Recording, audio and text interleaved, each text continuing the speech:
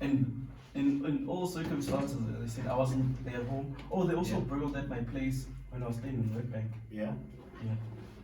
I know it's like 2000 and I think it was 2017. Yeah. Because that day when they burgled in, they took my laptop. I had an iPhone that was stacked and they didn't see it because I put it in the wardrobe, like in between clothes. Randomly, I just did that. Yeah. They took my laptop, it was on the table. What else? They took my laptop bag. Like, those first buys, when you start working and stuff like that, those things are really valued. Yeah. So yeah. Ish. It's tough out there. Yeah, but I'm grateful again. It's that's what I'm saying. It's not within my space. Like no one's actually gotten to me and grabbed me and whatnot or got shot at and stuff. Yeah, fortunate. It's a busy room code. Alright, cool. So this is how it works. I'm sure you've seen some of the videos and what is out there. So I'll introduce the show and then I'll talk briefly about you and then we'll get straight into the questions where we just talk. And then I'm just going to caution you to still stick as close to the mic as possible. Okay. Yeah, you can even put it closer to you. Oh, okay. To be more comfortable. Yeah, to be more comfortable. Yeah. Can you hear me? Yeah, I can hear you. Can you rotate it? Yeah. Okay. Yeah. There we go. Yeah. Are you good? Yeah. Let's speak a bit closer. Okay. There we go. Oh, okay. Let me bring it closer. Yeah. There we go. Okay. Yeah. You good? I'm okay. Fantastic. And then we'll get into it, and then we're just gonna chat and we're just gonna flow. What do you cover? What do you not want to talk about? Right now, there's not much. I really think I'm an open book. Are you recording this? Have you started recording? The video is recorded, but you can remove that. Don't worry. Okay. I'm not gonna use it against you in the court of law. No. I found myself in a very weird situation, right? Yeah. There was a chick that I was chasing. Yeah. I remember. I think I told you. Actually, just do this and put it. Take the arm and then just like move it like this. Oh, move it. Oh, okay. There we go. Are we good? So that you can at least lean forward. Yeah. So I think I told you during the wedding, there was a chick on Twitter. Yeah. Yeah. So Anziva. Yeah. Okay, as Anziva, she just stopped using Twitter. So I'm like, communication stuff. So now I just got off Twitter at that point. Yeah. And then I went to Cape Town, hooked up with my current girlfriend. And then that one is back now. Guess who's back? That's what you do. I don't know, but I'm literally throwing myself in the friend zone with the other one because I value this relationship more. Okay. Yeah. It's one of those things that, yeah. You see. Well, until I get married, of course. But until you get married, of course. Yeah, 100%. Cool. So I'm just gonna need 5 seconds, and then we can start recording. Okay. Cool.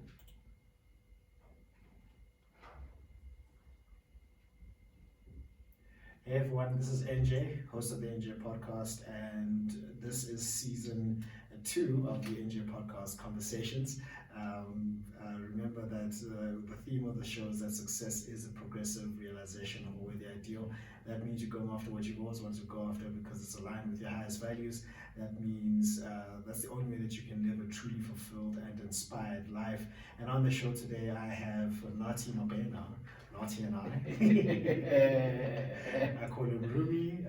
He's my best man at all of my weddings. One of them. I know a couple of them.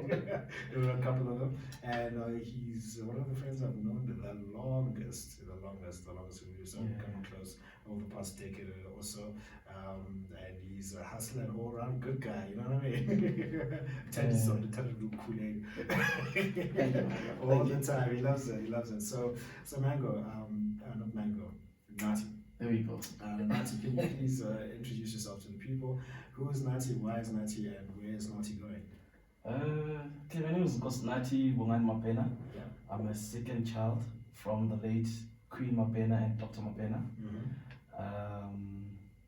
I think of myself as someone who broke out from being an introvert and moved into being an extrovert somewhat. I've been out of school matric-wise for, it's shocking actually, for the past 14 years now. 14 years. It's 14, yeah. It's 14. It's actually 10 plus 6. Yeah, 16 years. 16 years when you're Yeah, from 2006. Yeah. Yeah, it's You 16. 2006. Wow. 2006. So I'm always fond. I'm always fond of people who were born in the year 1988. 1988. Yeah, Why? because that's the year that I was born. Oh, that's the year you were born. So okay. I always think of people who were born in 1988 as the game changers. Mm-hmm. You know, we part of the 80s, and also as we're part of the 80s, Yeah. but we're the late 80s. Yeah. But we're smarter than those that are born in 89 Yeah. and 90. Yeah. Who is it? What about us 91? Which was, I can't even think of you guys. But we get along with people who were in the early 80s, 89, etc. Yeah. etc. Even in dating, you can date someone who's from 1981. You know, they're not that old, that much older than you. About all of what, 7 years? Yeah. 7 years. What 7 years? Well, for you say it's 7 years. For me, it's a decade. Yeah, you see, there we go. So yeah, I'm from very humble background. Yeah.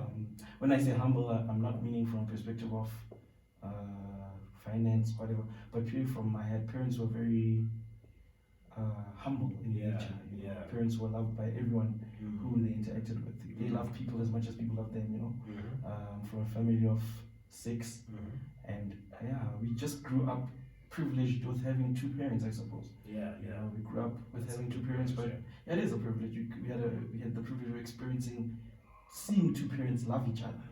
You know, I'm not saying they didn't have problems, but they never told me, you know, about the problems that they had. Yeah. So, yeah, those are some of the privileges that I experienced. I after matric went to work for my uncle a bit, then I followed through studying a bit. Still studying, by the way. Still doing my first degree, by the way. Still doing your first degree. 14 years later. 14 years later. It happens. Yeah. You know, you love it so much that you didn't want to let go of it. Yeah. That's why. There we go. But in all honesty, I think school is it's tough for me. Let me talk about me. Okay. I moved from a high school perspective whereby I was getting through each and every grade. The first time that I actually failed or experienced failure in high school was in grade 11, Yeah. second term. Yeah. And I failed. That first term, I failed Afrikaans. Okay. That was my first failure of a term in my entire schooling career. Yeah. So it was kind of a shock because I've never actually had that moment of failure. You know, I'd fail maybe in making my bed. I'd fail in not really making my parents happy by not washing my socks when I come back from school, or washing my shirt. You know. But from a school or let's call it the social part, that was the first time I experienced it. It really, I wouldn't say it took a knock on me, but I took it very well. Yeah. But I didn't understand as well that I actually had to study. Yeah. Because I always got away with it. Oh, okay. You know, Okay. some people don't realize that when they get to school, they get away with it. Yeah. You know, that's why when you get to varsity, now people have to start really applying their minds. Yes. It's all difficult. And applying your mind is something that you have to do as you grow. And, Yeah. Some people, like I believe that I need to be taught to apply my mind when it comes to school books. Yeah. You know, I'm not making excuses, but I'm still trying. You know, I really was just different. you know. So yeah, that's basically school. Then I've been at UNISA. Yeah. I did some call center training as well. I can say I've got a call center background. Yeah. That's where it all started for me. Yeah. Purely from finding myself and moving away from that introvert to that extrovert. You know, I was actually part of a group of people that were in what can I call a seat of sorts that was organized by the city of Johannesburg. Yeah. So we had like a call center. Like remember, I don't know if you remember Cornerstone. Cornerstone. Back in the day. No, I I don't. don't. But you're still young, probably. Then. Yeah.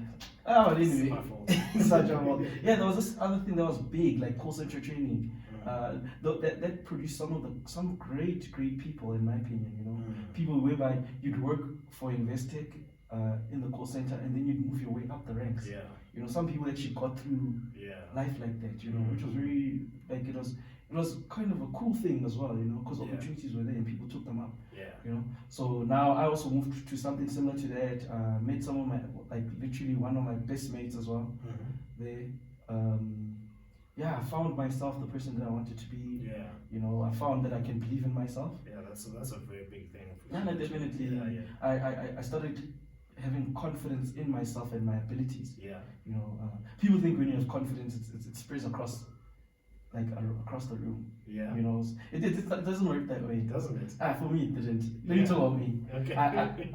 You know, you're gonna be confident in when you. For me, Mhm. I was confident in my abilities with the task I had at hand. Yeah.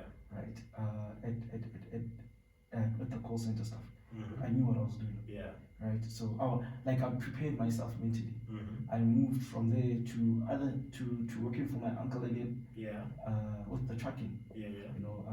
Okay. Let me just introduce myself. Then we'll get to all of that. Yeah. So okay, call centers, and then I We're moved ready on. there. Just keep going. Okay, go with it. Okay, cool. So I worked for my uncle a bit. Again, consider myself privileged because of that. You know, I worked for my uncle, but he never babied me. Okay. Fortunately for him, I was never there to be a baby. Baby. Okay. You know, I Thank really, God. yeah, definitely. Like, I really put myself out there. You know, Yeah.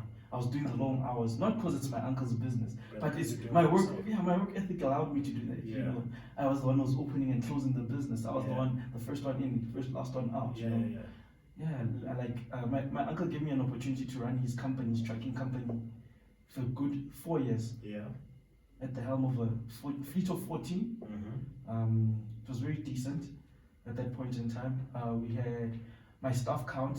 The biggest amount of staff that I've had is 38. Mhm. This is drivers, including support staff, mechanics, Mhm. and security guards. Yeah. So that was the biggest achievement I feel like I had working for my uncle at that point in time, Yeah. and him just allowing me to do. Because all my uncle did was just wait for me to call.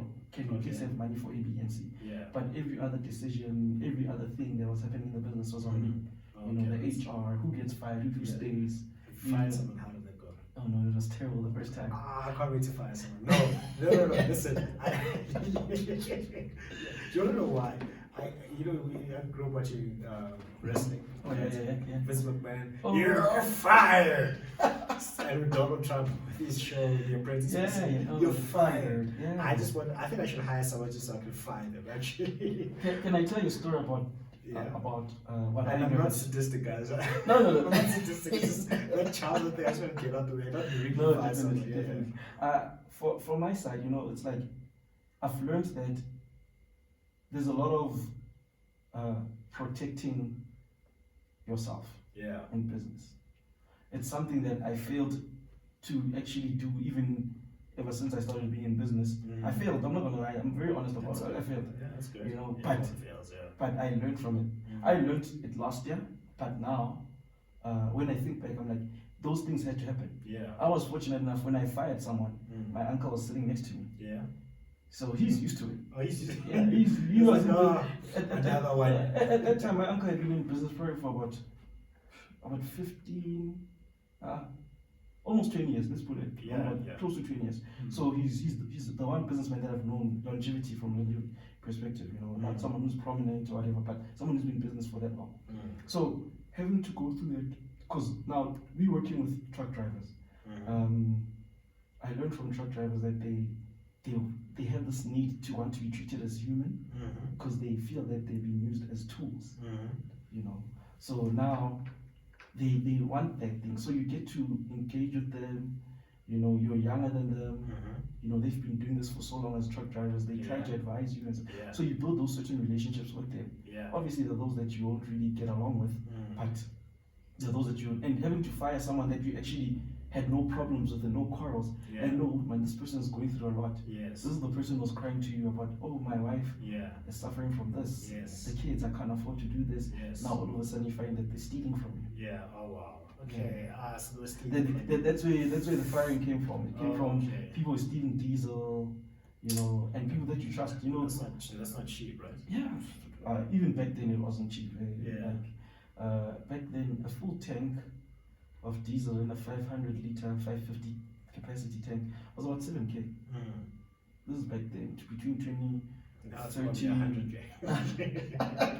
Hey, anything is possible. Yeah. Because into like one of the things that I always tell people, Mm. if you want to go into trucking, it's a very capital intensive business. Yeah. It's extremely capital intensive. Yes. It's not even about the diesel itself. Yeah. We had a situation where we bought 4 new trucks, Yeah. right? Mhm. 2 weeks later, Yes. 2 of them got hijacked. Please tell me you had insurance. No, we had insurance, Okay, great. right? But at the same time, now you're gonna have to pay excess. Oh yeah, that's true. There's access to it, You know, and then there's the we've money you lose by not having those trucks. exactly. We found them. We found the one. We found okay. The cops found the one. Then the other one, the guy who was my mentor at the time. Yeah. I always consider people who I find in the working environment as mentor because I want to learn from them. Yeah. It was a gentleman by the name of Mr. Ngozo. He was a very cool guy. Yeah. Quite interesting fellow. You know. Interesting. What do you mean by interesting? Interesting is that there's certain things. There's one thing that he used to say to me. He's like, Nathi Mabena, is it okay moving to other languages or? Yeah, it's okay. Yeah.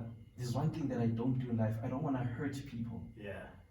Because I believe that if I hurt people, they're not like me. I mean, people can hurt me, and I'll let it go. Yeah. But you hurt someone, they're not like you. Yeah. You know, and I shared that with him. That's what I'm saying. It's very interesting because I didn't see him even as a father figure, but I saw him as someone who's like, don't tell that, or he comes from wherever. You know, now he was learning the businesses and you know. So where were we again? And you're saying you were learning something from him. Yeah, so I was learning. He was basically my mentor. I was learning that you have to be patient with people. Okay. He used a lot of soft skills, especially dealing with the truck, because he was an elderly man. Yeah. So he had to deal. Some of the drivers were his age, and most of them were younger than him. Yeah. So now he had to deal with treating the ones who are younger than him with respect as colleagues, and the ones who are his age or older than him with also respect. Yeah. You know, there was no difference, but he just tried, you know. But again, like myself, he was very lenient. Yes. That's one of the things I've also I actually learned about myself. Yeah. You know, I really had to toughen up. I won't say it's my fault that they were stealing, but I could have done better to make sure that they didn't steal. They didn't steal. You know, the whole thing of, you know, I guess I'm kind of naive.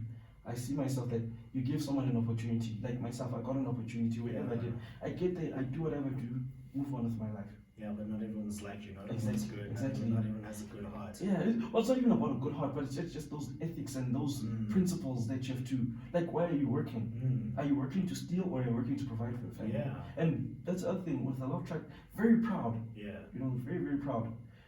They love their families. From very different backgrounds. Some of them are douche. You know, when I'll say douchebags. Yeah. Because you know when you hear how they interact with you. Yeah. Right, and then he gets a call from his wife. Yeah. Or his kids or something. Yeah. And then the tone changes. You become this other person. Like good or bad? Bad, like that. You know that whole thing that you appreciate the father that you had. Yeah. Who didn't treat your mom in a certain way. Yeah. You know, kind of thing. Yeah. So.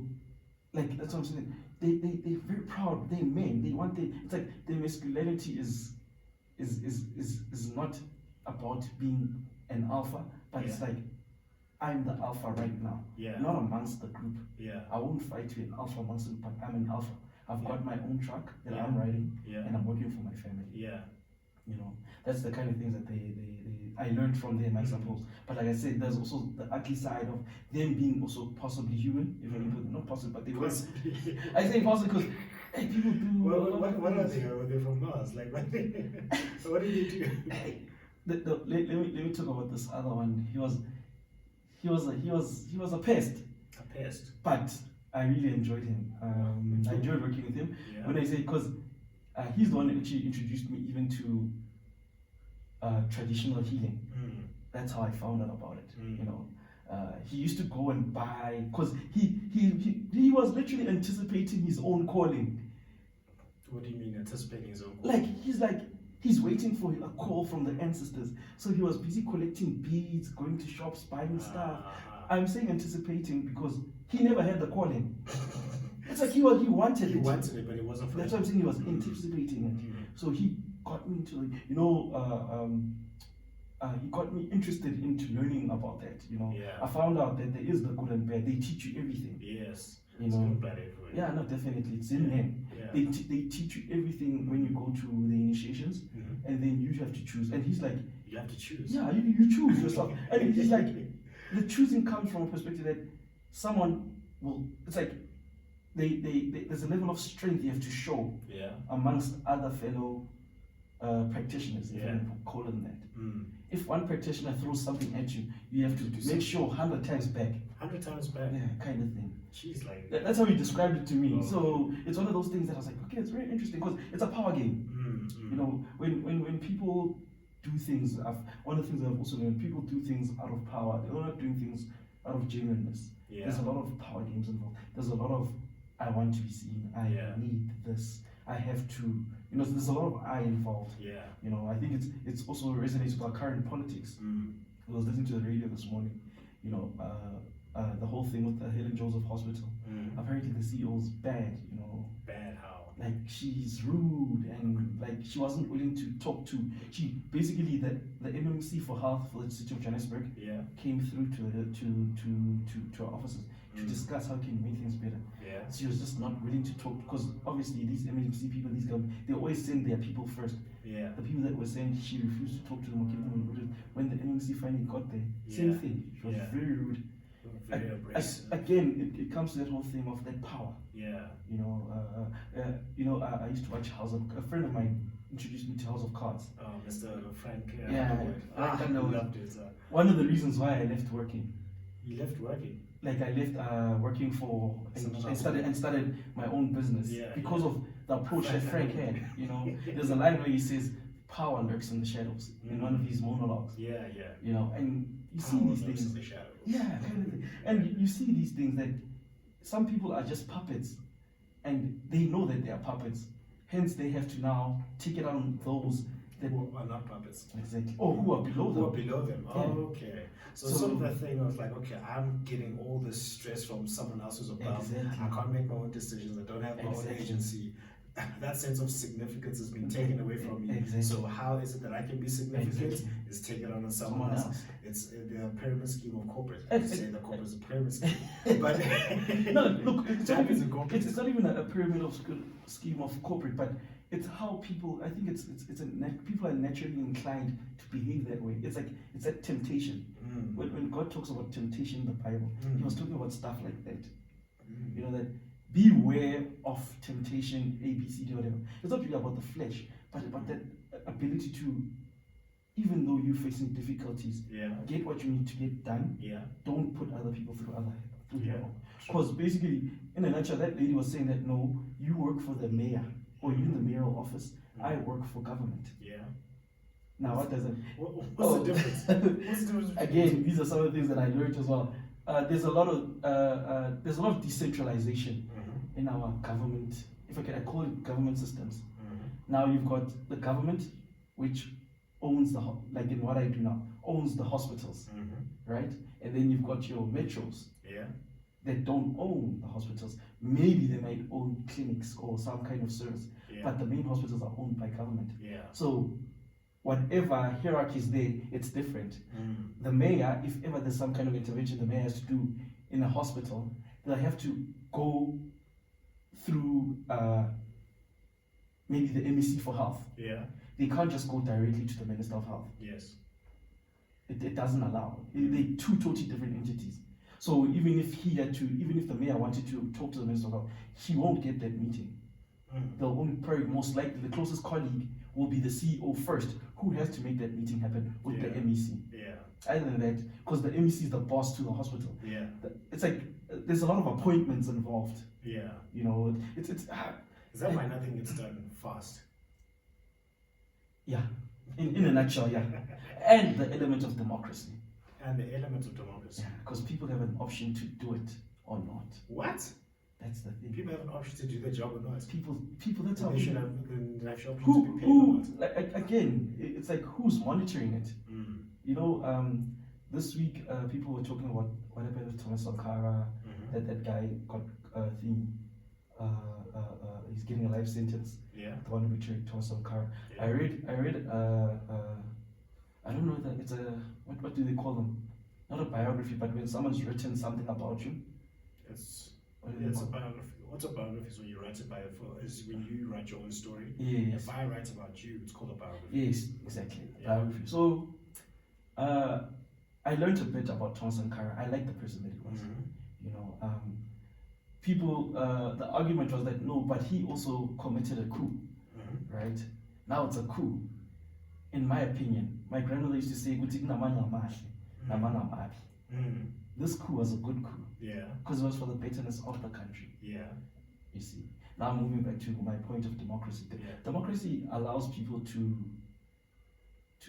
have options, I suppose. Yeah. Yeah. You know. But in terms of your job, I don't think you should have an option to do your But job. that's the thing. That's the thing. Because also, until democracy evolves, a lot of we have to consult. We have to consult.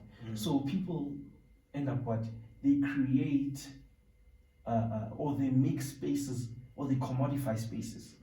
Right. Let me use a good example. Getting your license. Yes. It's become so commodified. Yeah. You know, that's why even systems now, whenever they try to improve systems, they don't work because now people are realizing, no, we're not going to be able to eat here. So what do? We stop the systems. Yeah. Those systems aren't stopped by machines that are always offline. It's people that are stopping them. Home Affairs, same thing. Yeah. People commodify things. They want a way. It's like even the most lowest ranked person will want something from you. Of course. You know, you could go anywhere, and these things are build-ups. You know, and it's because I also believe that again, it's why I say it's democracy. Because since 1990, the dawn of democracy came with this. You know, it came with that because people had options to do certain things. People had options. Like, no, man, this is my tea time, and test with okay. If I say it's tea time, then it's tea time. Yeah, you can't do anything. Yeah, it's my democratic right. Yeah, you see, yeah. That's why I link it to that.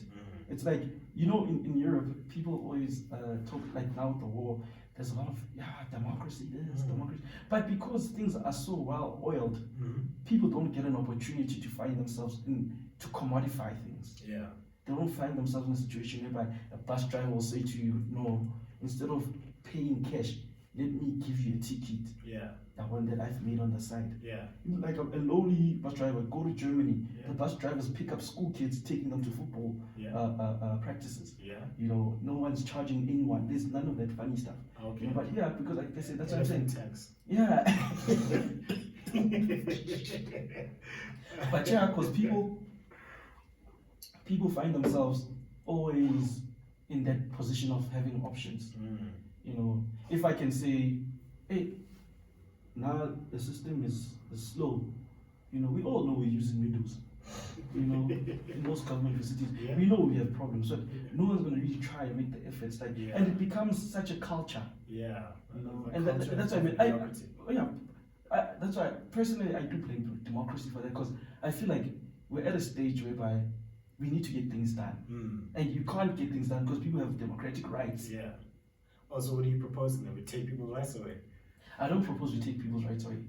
I propose that we don't give people options. Options. Yeah. Okay. It's like, if ever someone from, even now, from home, the only time someone from Home Affairs will get fired is if they get caught. I don't know if you've noticed that. If they get caught. If they get caught, then they get fired. Okay. Like they get caught for doing something wrong. Okay. But no one will get fired for Not delaying the queue. No one will get fired for shouting at civilians coming in. You know, because again, like, no, I'm frustrated. You know, you know what the other thing is? I feel like I've also learned that we've taken psychology so lightly, whereby instead of embracing it and actually investing in it, we've just shut it down as just another discipline. Yeah. Imagine if ever people who had to go, who worked at Home Affairs, for example, again, had someone to talk to after a long day's shift. Because the people were really there, you know, who want to be there. But it's so hurtful that you see a 12-year-old coming in with a baby. Yeah. As much as it becomes a norm. 12-year-old's kid. Yeah, she's there to register a child. Some people don't register the kids. I know some, like I said, in my environment, some hospitals they do have officers to register kids, but some probably don't. You know, so there's certain traumas, if I can put. I'll use the word trauma a lot. Yeah. Because it's a word that's flying around as well. Yeah. You know, there's certain traumas that people can't deal with. Because there are also people as well that work at Home Affairs. You know, you don't just get born with saying, when I grow up, I'm gonna work at Home Affairs, I'm gonna play Candy Crush. Yeah. It doesn't work that way. You know, there's a level of absence when you can't empathize with people. You know, you see people are sitting there, people are working from, you're like, no, I mean, I'm not down. Say, Charlie, I'm going. This lady's like, no, I've walked all the way from 20 kilometers from here. No, we access explain. We explain that carelessness. No, that's again. No, that's not cool. I wouldn't be able to do that. Knowing full well that someone had put in so much effort and time.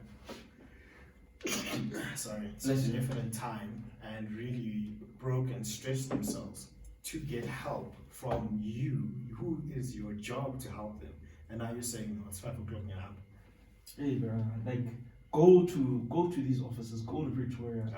I don't want to. I think we're not talking or smashing government here. We're just talking about people behavior. I think that's been it's people behavior. Yeah. When I lived in Cape Town, I was still claiming I stayed there 6 months. It's a different country. It's 6 months that I can say definitely for sure. Yeah. I'd never moved to Cape Town permanently. Why? There's just something about you going to work. Slow. I don't believe there's any way that's slow or fast. It just depends on what you're doing. Okay. You know. Explain. Yeah. When I say that, first let's talk about the geography of Cape Town. Okay. Literally, Cape Town has the N2. Yeah. It has the N1. Yeah. And then I think it's the M5. Yeah. Those are all roads that lead out of the city. Yeah. Now, a modern day city, why do you think there's always traffic in Cape Town? The traffic is terrible. Is the traffic terrible? You've never experienced it? I've never experienced. I've been to Cape Town. I haven't experienced the traffic in Cape Town. It's terrible because of that. Because it's so like they're keeping it the way that it is to make it's like we're trying to make sure that maybe it's a safety thing. I don't know, but that's how it is. Like it's just 3 main roads that lead out of the city. Everything else is a smaller road, but you're gonna have to get back to that freeway. Anyway, You know, so it's Cape Town. They're efficient in many things, but also the traffic was bad. Hey, I'll never forget those days. So you say you'll never move to Cape Town full time? No, I can't. Because like traffic. No, even besides the traffic, I'm not gonna get into the whole racism thing because I've really genuinely made some really good people, white and black, colored, etc. But again, it's one of those things that I'd never move there permanently because of it sucks to drive from. I lived in the West Coast, right? Yeah. It's 10 on a Monday, right? People are abseiling there, you know. People are surfing there. You're going to work, right? One would say, why would I be jealous of that? I'm not jealous of it, but it's like, what are we doing? Like, I'm going to work. Like people, like some of us are going to work. Some people are just. I see. So the environment that you experienced, was that more of leisure? Yeah, no, definitely. I won't lie. I really experienced the comforts that make white people specifically want to stay in Cape Town. Yeah. I lived in that area. I lived in an area whereby, which area of Cape Town was it? I was living in the west in Bloberg. Bloberg, yeah, it's just up the western coast of Cape Town. It's about 18 km from town. You know, I lived in that area where, as I said, it's predominantly white. You know, it was very chilled, it was safe. That's a nice thing about Cape Town. My cousin says everyone minds their own business in Cape Town. Is it?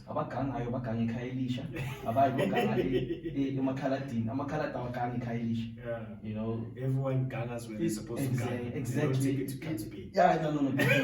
You know, it's like, and security is there. You know, everything's there. I appreciate some of the things they do with even the military police. They like how active them. I actually got my phone taken away from me, confiscated. Why? I was on the phone and I jumped the stop sign. Okay. Yeah, so they confiscated my phone. They confiscated your phone. Did you get it back? I had to pay 2.3. Yes, like it was such a stupid Nokia phone. Like it was one of those Nokia A2s or whatever. You could have bought 4 of those phones for the same. But it belonged to my mom, so I had it with me. So it was like sentiment more than anything. Okay. You know, so but as I say, they take their stuff seriously. Yeah. You know. I won't say all the services, but most of the services that I used that side were quite good. The UIFs, I claimed UIF that side. Again, because that's one of the reasons I don't like it. Because there's places where you can get good service, and then there's places where you won't get good service. Yeah. You know, when I went to the UIF offices in Thingy, excuse me, what's that place? Is it Pero? Yeah, it's Pero. I think it's Pero. Yeah. Near Unisa. Was it Pero? Yeah, there was a Home Affairs there. Another Home Affairs, a Labour department there. The service it was packed. The service was crap. And then there was the Labour department in town. I literally left a packed Labour department, and when I got there, I was like number 3 in the queue. I'm like, okay. Wow. You know, for me, those disparities are the ones that make me not want to live in Cape Town. Yeah. It doesn't sit well with me. We all love the good stuff. We all want the nice life, but it doesn't sit well with me that okay, I can get away with it because I'm mobile. Yeah. I can just drive to town. Yeah. You know, and Those do this. people can't. Yeah, those people can't. Yeah, but like I think. And it's not my fault as well. But it's just purely me and my the person that I have. It's the values that you hold. Yeah. You know. Well, one thing that's very apparent is that I think South Africa is the most, if not one of the most unequal societies in the world. No, definitely. Yeah. Definitely. The rich are rich in this country. And the poor are dirt poor. I know they did. Yeah, and even by global standards, we're not really doing, the rich in this country are not doing it well in terms of the global context. Yeah, they're not. Yeah, because I mean, to be in the top 1% of this country, this is how much you need to make a year. It's around 2.5 million rand a year. That's your 1%. I'm not saying that's chump change, but like in comparison to like those in Europe and those in America, those are the broke people. Like if you're rich and you're broke there. It's like what I was saying when they talking about democracy in because the scale between the rich and the poor is also so far. Yeah. If you're gonna be rich in Europe, you're gonna be at tens of millions euros or whatever. Yeah. Right? And that's far from that guy down there.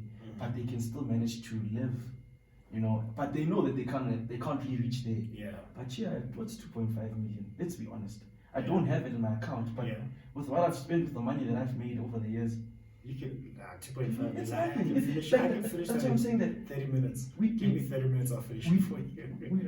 We've got so many opportunities to reach the top. Yeah. But because it's like there's a hindrance. Yeah. What's that hindrance? What do you think this woman is bad?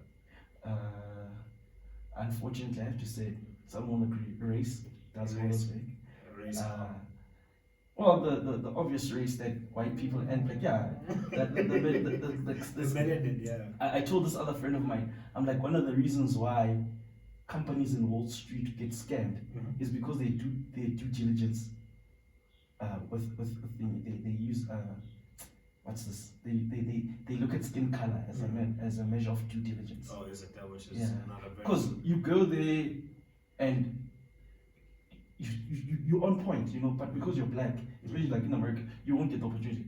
But like you know, like with that lady who does what's that thing? The one on Netflix.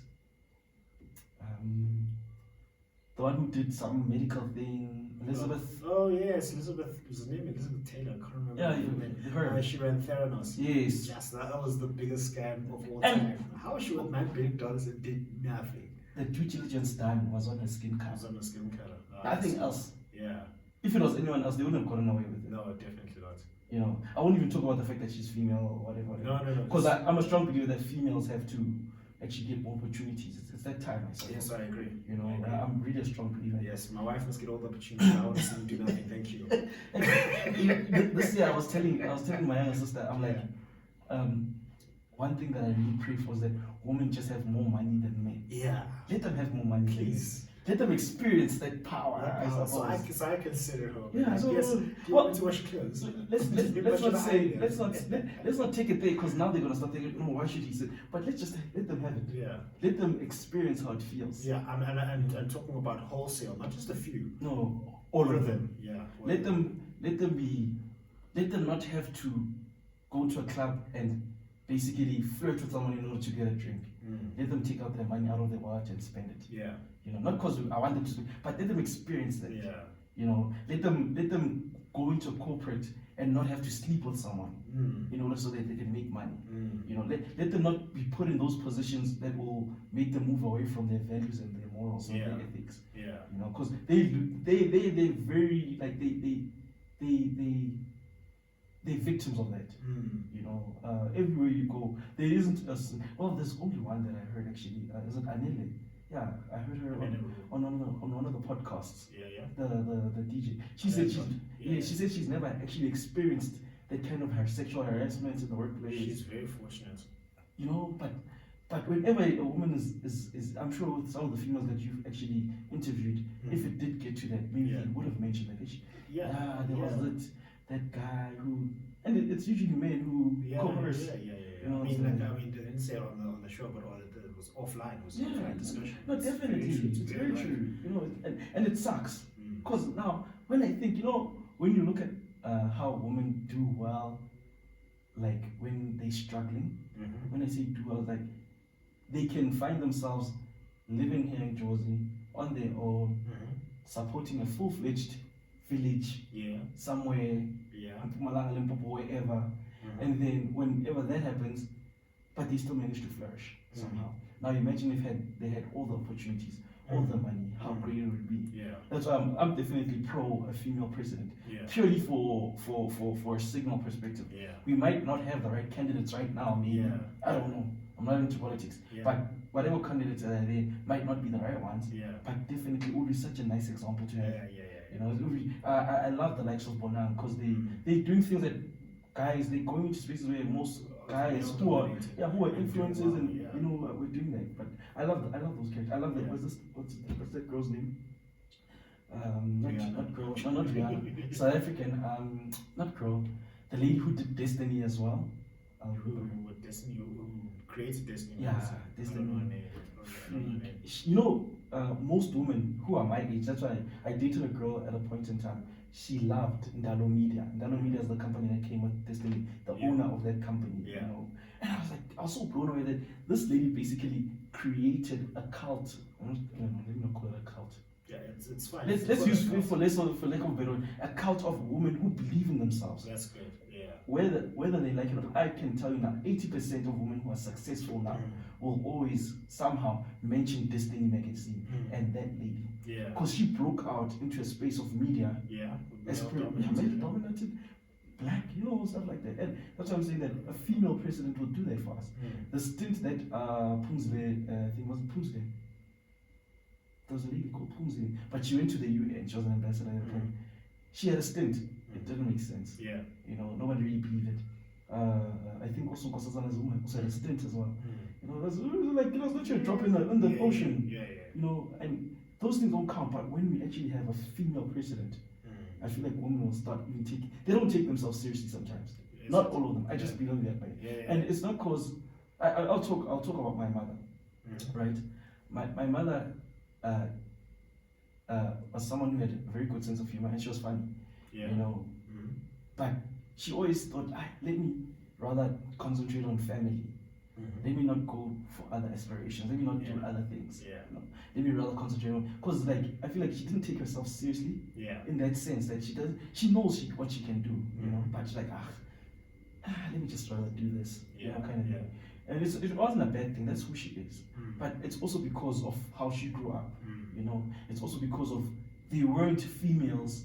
Like my mother actually once we were listening to Celeste Tuli, you know, she's like, how? Lucy's Lona, and I'm like, yeah, she's a comedian. And I was being my go was and so we have Tulis, you know, and those are things that make them where they are, you know. But once we break that vote, when we've got a female president who's going to have those family meetings with us, you know, who's going to somewhat mentor indirectly an 8-year-old girl who's like standing there, you know, in a position of power. That sends a message to you, and I can do that, you know. Psychologically, it does that. You know, like I can reach that. We are who we are because we've seen black men achieve certain things. You know, we've seen.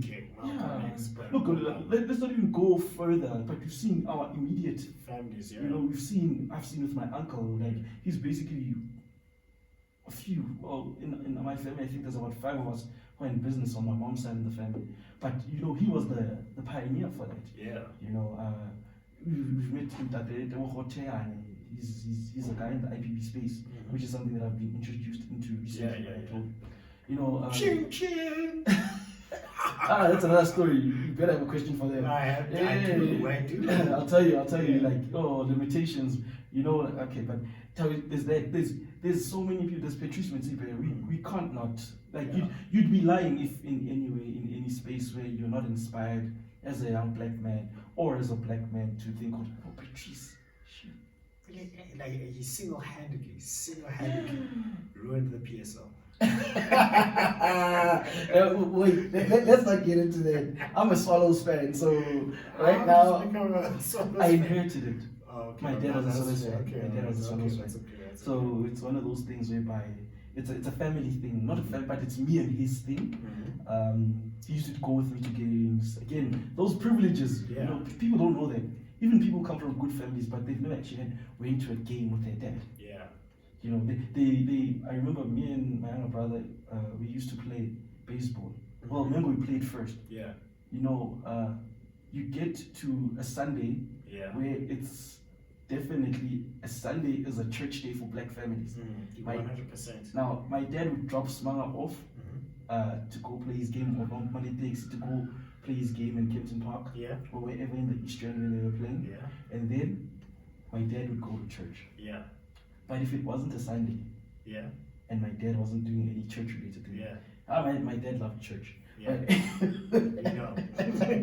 He was a cousin of mine said if our church was an organization or a corporate, he'd be CEO. Yeah, my dad would be CEO or board of directors or something like that. If it was like that, that's how much he invested into it. And the nice thing that I learned from is that he did what he loved. Yeah. When my dad, when I started speaking about my business to my dad, sorry I'm diverting so much to other things. When I started talking about business to my dad, when I got interested in business, it was like after high school and stuff like that. My dad's like, hey, Nathi, if you wanna go do business, go. Nah, I never did business because people don't pay. Oh, that was a limited. That was his experience. His experience. That people don't pay. Yeah, people don't. And pay. then he once even told me a story that he was actually called to work. I don't know whether to work with the guys for one of the big couriers right now. Yeah. It started in the late 90s. That he was working for Ace Express at the time. So his direct manager said, "Come, let's go work. I'm taking you gonna work." He refused because of his beliefs that people don't pay in business. Now, my thinking as the person that I am, I'm like, my dad was supposed to be a PE part. This guy, he let us suffer all these years because he's kept people don't pay. You can be rich. Exactly. And I feel like maybe that's what they wanted to do with him, use him as a token black. But because of his principles of, hey, people won't pay, or I don't want to have to fight with people for my money, stuff like that. So it always resonates. I should have just taken that.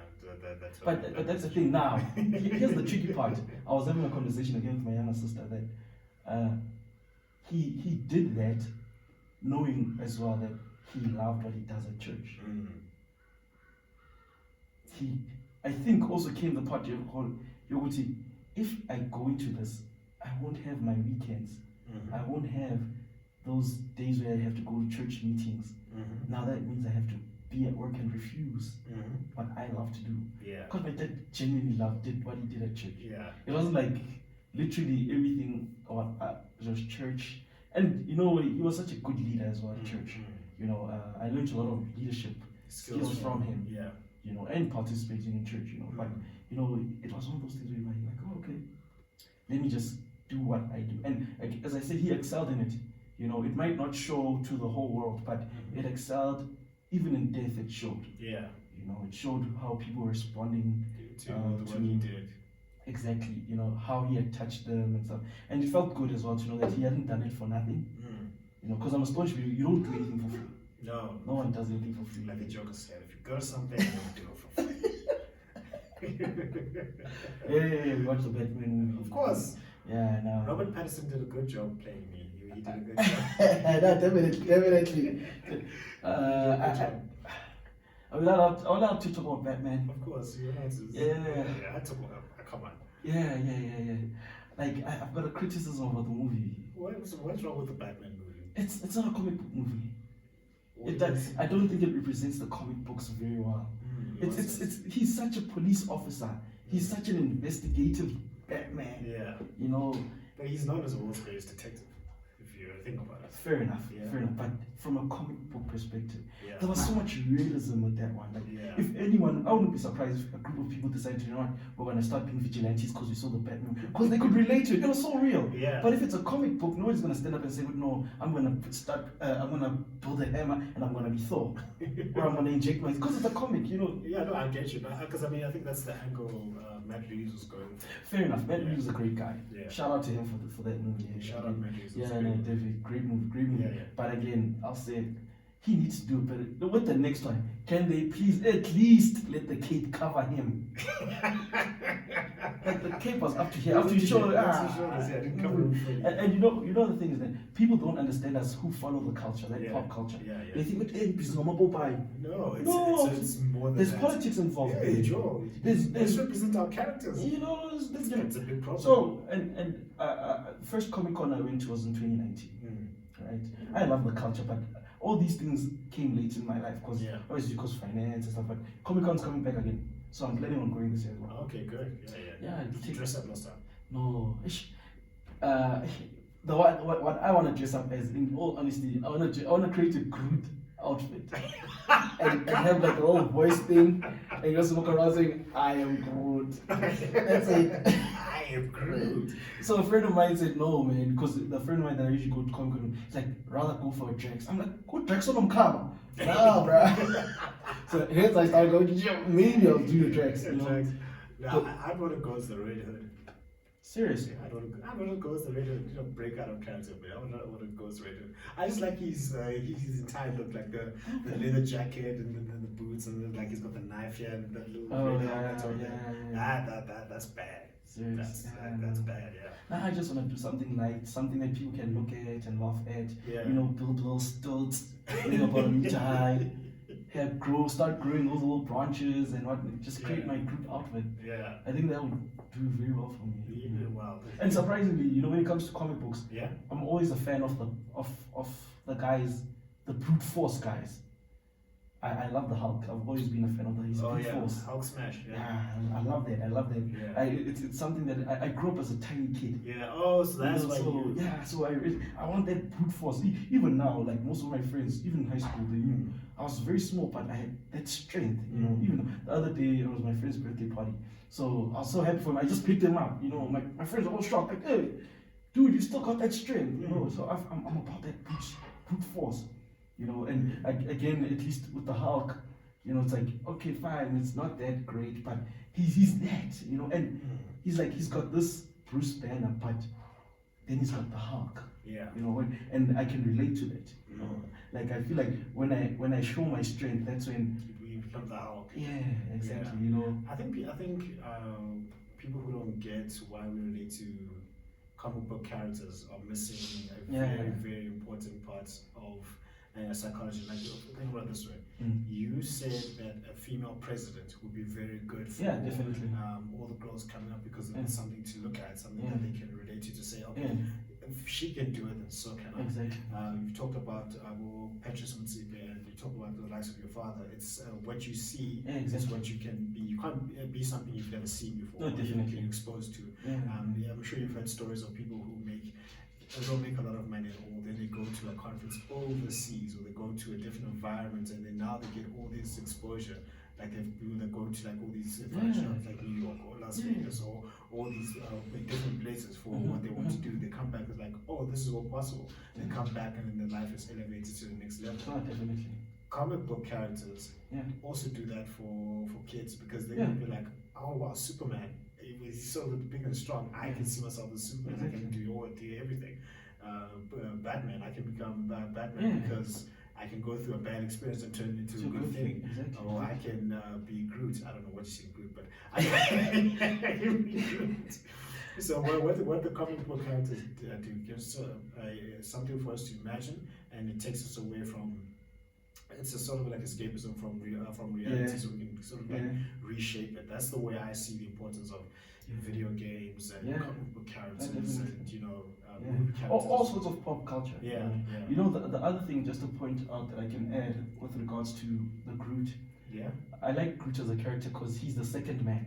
The second man. What do you mean? Second man is this Rocket. Mhm. He's the main man. Oh yeah, Rocket. He's yeah, second the, man. the talking mouse. I'm sure. Yeah.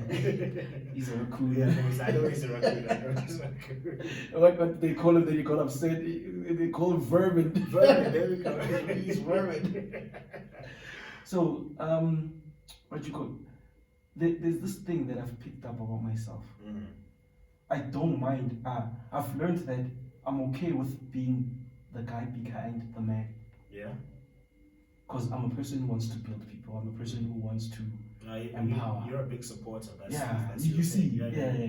Big supporter. Yeah. You know, like I want people to succeed, and I believe when people succeed, like for that, man, Yeah. when people succeed, definitely for sure, I'll definitely succeed. Yeah. You know, it's not a narcissist of what I'm using people to get up there, but it genuinely makes me happy to see people succeed. Yeah. So that there's a wealth type that's called a supporter. There are 8 different wealth types, Okay. and then if you specialize in them, that's how you make your most money. That's how you build wealth. Yeah. There's a person who is a creator, someone Yeah. creates something from scratch. Yeah. Like Thomas A. Edison. Yes. Some people say he stole, but He stole from. I believe it. He stole from Tulsa. No, he didn't. Tulsa is a sham. That's my opinion. And you're I've read what I've read. But you're gonna test me. before you go on, but you know, in history, most of the greatest people Stole. unfortunately. Good artists copy, great artists steal. Oh, there we go. That was not me. That was Steve Jobs. That's Steve Jobs. So if Steve Jobs had to steal, who am I? and that's a, yeah, like somehow something's gonna come from somewhere either way. Yeah, of course. It's just you're always the fortunate one to be the one to be the face of it. Yeah. You know. So yeah, you're saying so. So creative, and then there's the modifier, someone who takes something that exists and modifies it. Who's this Henry Ford? Yeah, Cars were already there, he just made it better. Yeah. Then there is the trader, the person who like looks at stocks and analytics and data and says, okay, the enter this position, exit here. Who's the greatest trader of all time is Jeff Bezos' ex-wife. She entered here, exited here. No, definitely. She gave away billions and she still wanted to She know where the pips were. She knew exactly where the pips were. She bought the dip. That's what she No, did. she did. And then there's the star. There's the people who make money off of their personality. That's Oprah. That's Trevor Noah. That's Black Coffee. The Grammy. Shout out to him, man. Shout out to him. Shout out to him. I'm still coming for that back-to-back set. How dare you give me a chance? How dare you? How dare you? Hey, bruh. you know. I heard his speech, and he said a small artist, and I'm like, I know he's not trying to be modest. That was just someone who said, no, don't say you're great. Just say small. And I was like, I was taken aback. Let's say genuinely he did mean it, or he sees himself as small. Yeah. Does that man know that aura he carries? No, I don't think he does. Maybe he does. We don't know. The first time I saw Black Coffee play was in Richards Bay. Yeah. The crowd went wild. Yeah. Fresh was there. Who else was there? Chili M was there. You know, what's that chick? Desmond Tutu's daughter, a granddaughter. Was it Desmond Tutu's daughter? I don't know. The rapper. Okay, I'll remember him. But when Black Coffee came, man, and you know that's what I'm saying. That aura he carries, because when after he had done his set, he bowed to the people. Yeah. And I'm like, he could have just walked off stage, but he decides to bow. It's like there's a level of courage. Now he goes and gets a Grammy and he says, as a small artist. Yeah, for me, it was cringe-worthy, but at the same time, it was cringe-worthy. It was cringe because I don't believe him to be that small. Because I've met the guy and, like, yeah. His aura. And you know, the thing is, he's such a dude. Yeah. You know, but again, the humility that the man carries, you know, when you see someone from a perspective and then you hear all these stories in the media and whatnot, I'm like, yeah, sure, we don't know what happened, but get to meet the man, I promise you. Yeah, it's a different story. You know, the people who write on Twitter, someone wrote, I remember as well, on Twitter, I saw it on WhatsApp, someone wrote that even with he won the Grammy, I'll never forget what he did. That he couldn't pay the lights for his kids. Oh my god! And I'm like thinking to myself, you know, if that guy would stand next to you, I'm not vouching for him, but if that man possesses such a great aura about him. You know, doesn't. People always attack what they don't understand. Yeah, no, definitely, definitely. And it's like one of those things that you have to get to a point where you actually meet the guy, Yeah, or exactly. just find yourself, even if you're like 30 centimeters away, Away from it, yeah. you'll feel it. Yeah. Yeah, Exactly. The guy's got a very strong mind. Yeah, no, He's got a really. strong. And first time I met him, when was it? And we did this. Just moved into a Black Coffee segment now. Yeah, no, The let's first go. Ah, time- that guy deserves it. The first time I met Black Coffee was I was at Rhodes, Oh yeah. 2011, 2010. Yeah. He came to play, Yeah. and then I was in a booth with him, Fresh. I can't remember. I think I'm a hood man. Man. Yeah. I think Milkshake was Milkshake there. Probably was. Probably was. Milkshake was big back then, especially in the university scene. Yeah, it was like It was massive. huge, So we were all there. Mhm.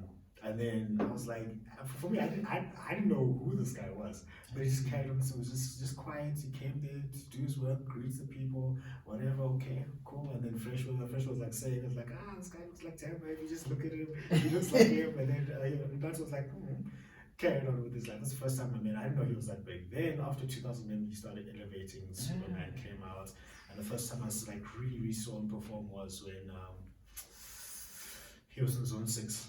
6. He lit that place on fire. That place was on fire. He had a live band playing as well. He was just killing it. No, I just lost my mind over his talent. Because I didn't know him personally, but his talent was amazing. Those years was when he was still on the come up. On the come up, yeah. You know, the first time I heard about Black Coffee was 2000. I was working at Virgin Mobile. Yeah. There was this other friend of mine, Kabelo. I don't know who he is. Kabelo was a boy from Pretoria. Yeah. You know, Pretoria kids were always the cool kids. Yeah. Kabelo used to be color blocking and whatnot. Yeah. All these modern trends that exist, he used to do them back then, 2009, 2010. Mm-hmm. He used to tell us about there's this guy, man. He takes an LP and puts it under the one armpit, then he rubs it with his one hand. And he only, he DJs with one hand.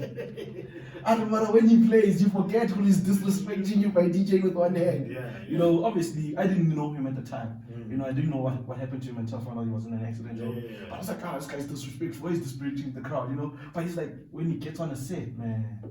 He plays so much around you, bro.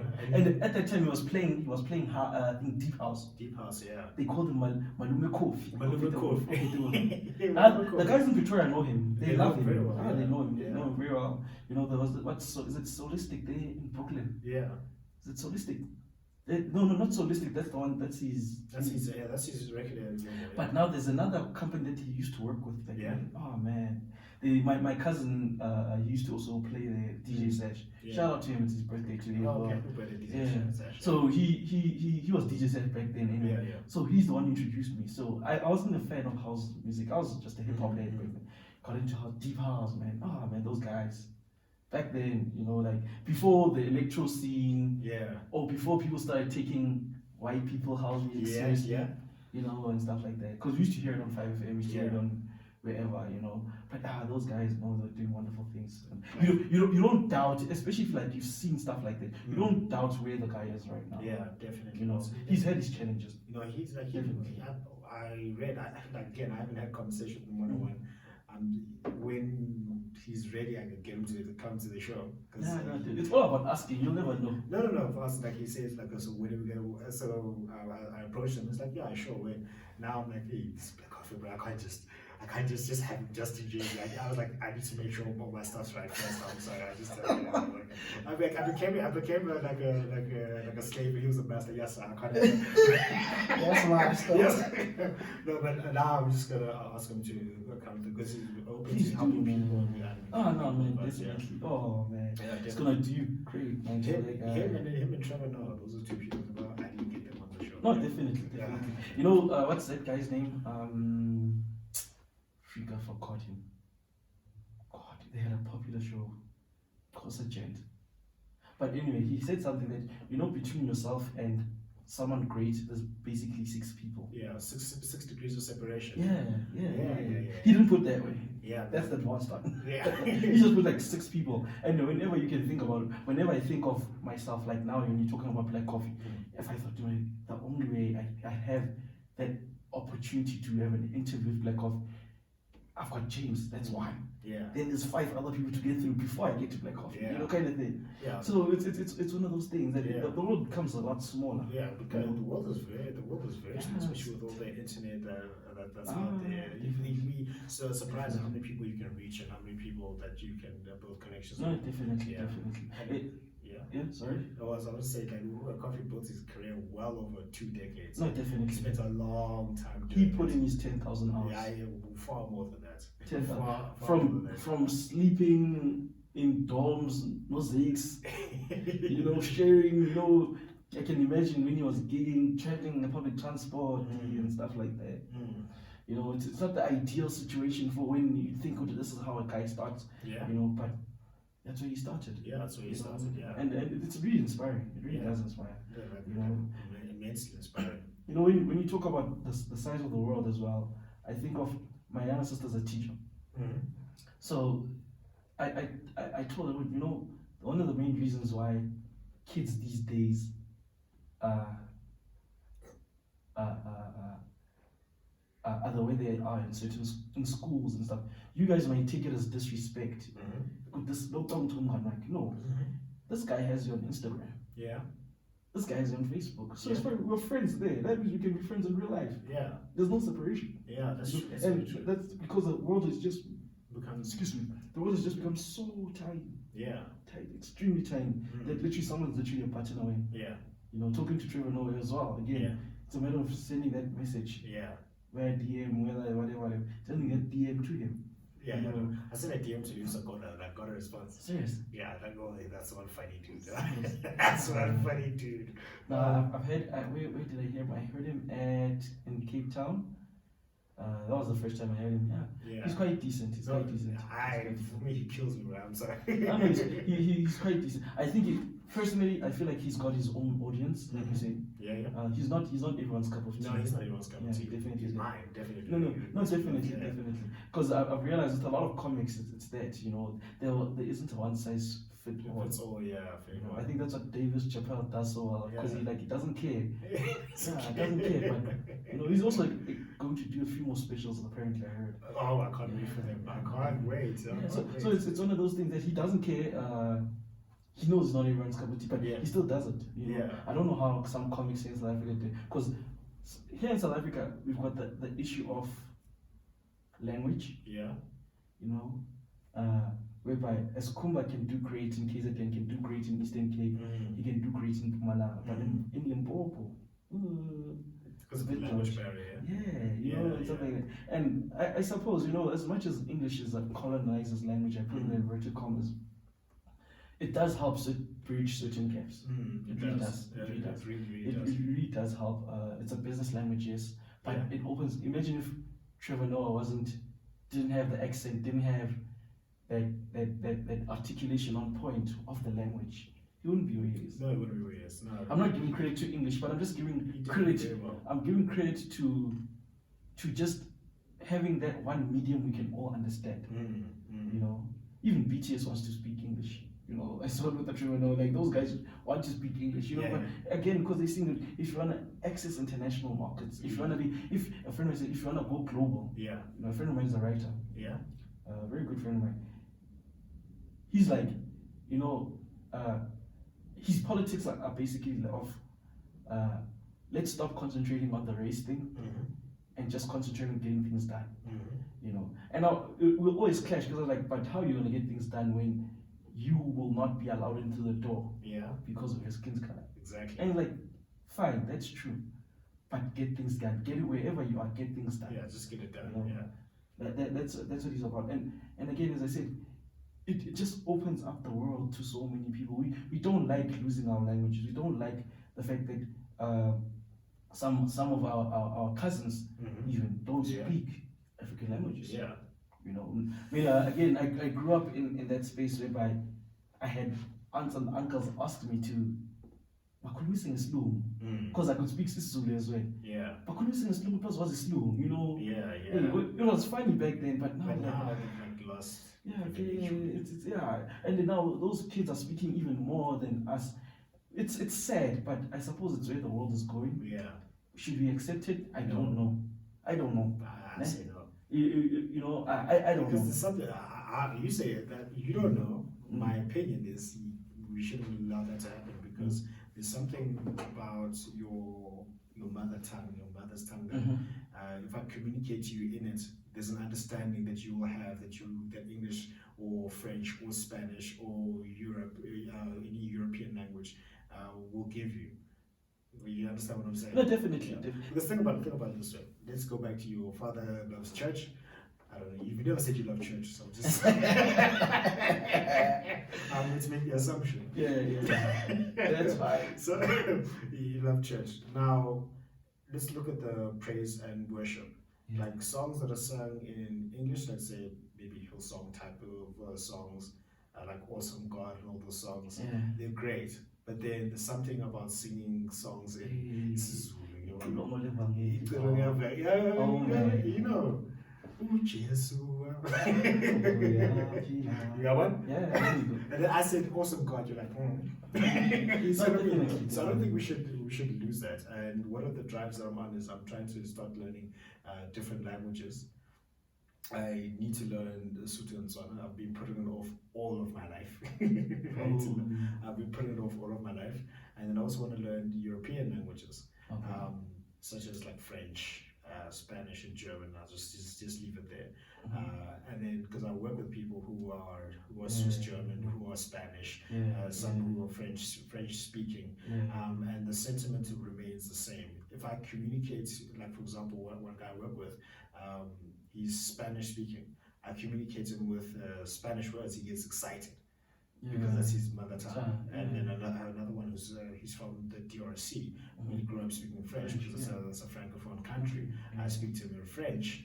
Even though it's basic, he gets excited. Same thing with the Swiss Germans speaking French. Swiss German is so crazy because they don't have like specific rules. They just speak it. So I asked them, how do I learn? It's like, you just speak it. I'm like, how do I just speak it? I just speak it. You communicate them in Swiss to Swiss German. It reaches a level that English doesn't. Because sometimes you'll be in meetings and they'll be like, there's a saying in German, or there's a saying in Spanish, or there's a saying in French, and then they'll say it, but in English it means this, but it loses its definitely. It's core weight. meaning. It loses its weight. It loses its core meaning. So I don't think we should lose our mother tongue. I don't think we should lose it. No, definitely, you're right. You know, I always believe Guti, if white people understood the word, which we are the core of it. If they understood words like those, then they understand the frustration. But I hear you. You know, the reason why I say I don't know is purely because we are facing a situation, especially in South Africa, where there's so much getting ahead, right?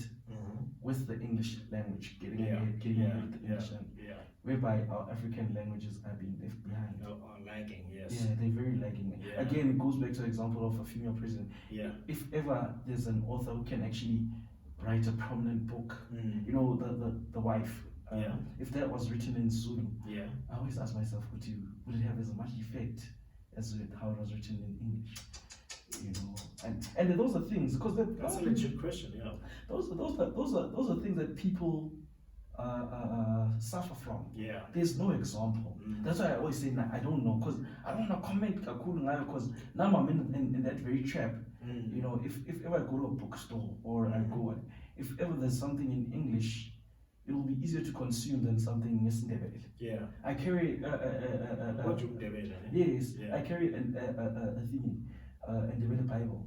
Whenever in church, I always open the English one, and then I just tell myself, "But this is the easiest way I'm going to learn is Ndebele."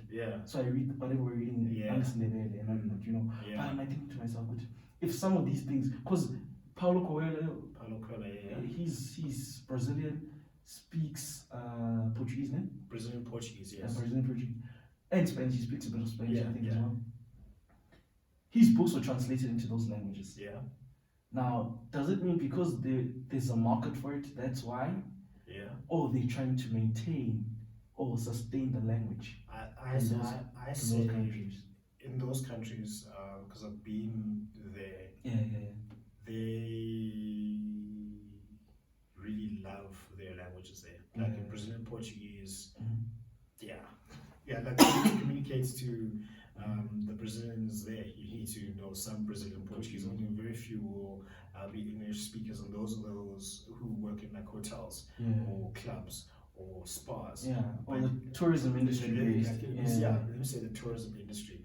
Everything else is written in Brazilian Portuguese. The signs are in Brazilian Portuguese. The billboards are in Brazilian Portuguese. They've some stores are written in Brazilian Portuguese. Or if you try to communicate to them like, I want this service, I want that service, they write you in Brazilian Portuguese. You need to go Google Translate Brazilian Portuguese into English. So I think that they are proud of their heritage there. I mean, there's like hundreds of millions of them that too. But yeah, so that's what I think. Let me stretch it and say it's one of the reasons why I'm just stretching it here. Why I feel like democracy wasn't such a great thing for us, because we had to. You should join the EFF now. No. It's not about the movement that I have doesn't have a space for me right now.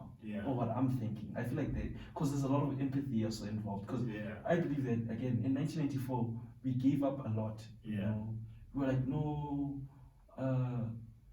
there are schools that kids will go into multiracial schools. Black kids were going to schools with white kids even before the election date. In 94. True. I know that for a fact. True. You know, I had a cousin of mine, 93, he was in a white school. Only black child at that point in time. You know, by the time it was 95, there was a couple of us, you know, but we just gave so much, you know. There wasn't that, I don't think it had anything to do with lack of leadership or whatever, but I think it's like, we're just flowing to, no, it's democratic. Let everyone flourish. And that's what I'm saying, well, democracy doesn't allow you to be selfish.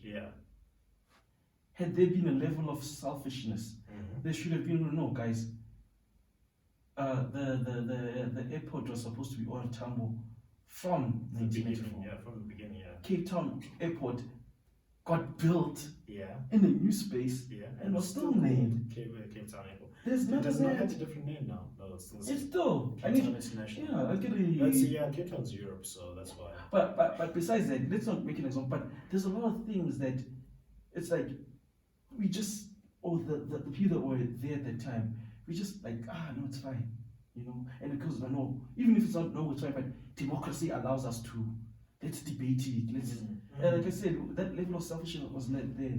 That thing, guys.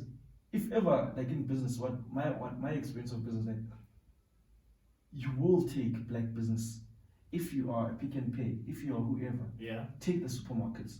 What they're doing now in townships, I know TV said Pick and Pay basically bought this other, you know, these old spaza shops complexes in township.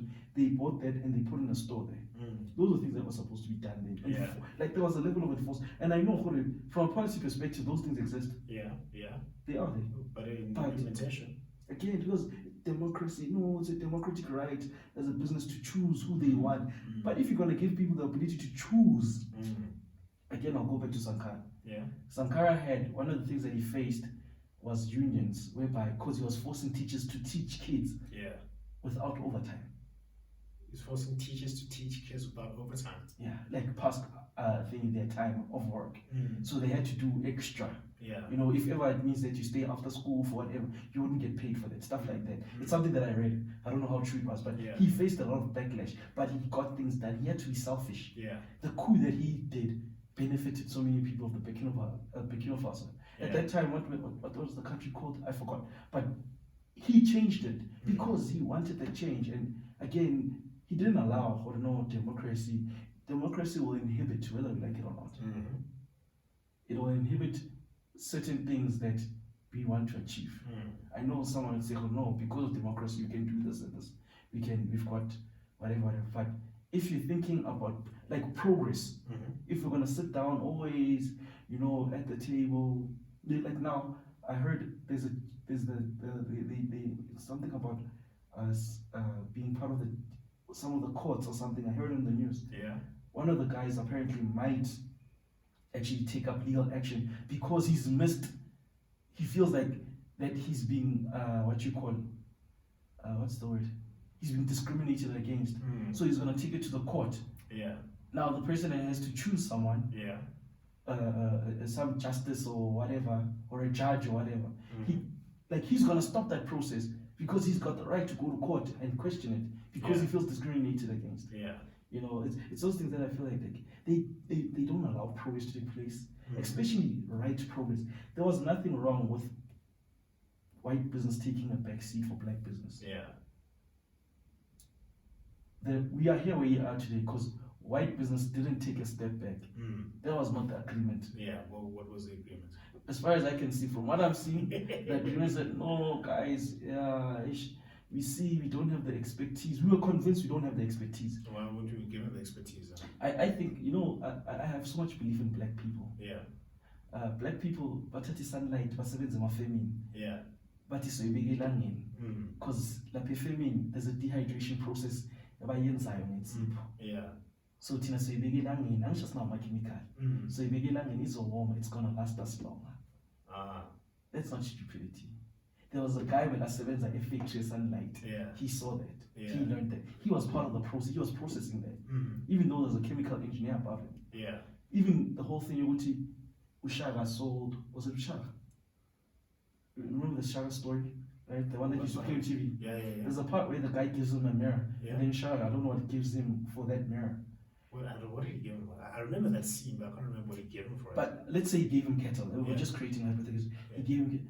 And it comes to, are we as black people really doubting ourselves? Are you telling me with all the rivers, the lakes, the calabashes, no one could realize that there's a way that you can see yourself somehow? Yeah. Water reflects. Yeah, it does. No, but I'm sure we could have. So I'm sure we did. Exactly. Yeah. We're being sold. We were so primitive. We had to be sold a mirror. I think with that goes to psychology. I don't think it's just pervasive with black people. I think it's wholesale throughout definitely. history. If you want to subjugate another person, the first thing you take away is you mess with their psychology. You make them feel that they are less than what they actually are. And this was everywhere, like in the Mayan empires, those the different classes. One of the things that when I read this, the colonials, what they would do, they use the power of religion. So what they would do, they convince you that the God that you pray to does not look like you, or looks like someone else. So then you're going to have to bow down and pray to that person. So psychologically, that means you feel that you are inferior to another person, and then that's also what happens to what's happening to females. They've been told that you are inferior to men, mentally, physically, or otherwise, so that you are here to serve and not pretend. You have to serve and be subservient to the female, to the males. And then it's also prevalent to us. Even I have my own subconscious limitations, and so do you. That are just pure lies that you decided to believe. You don't know where they came from, but you just saw it and you were exposed to it, and you bought into it. And then also what I found with black people in this country, what also has happened is that we can bring each other down and tell each other that we are less than worthy as black people, just generally speaking.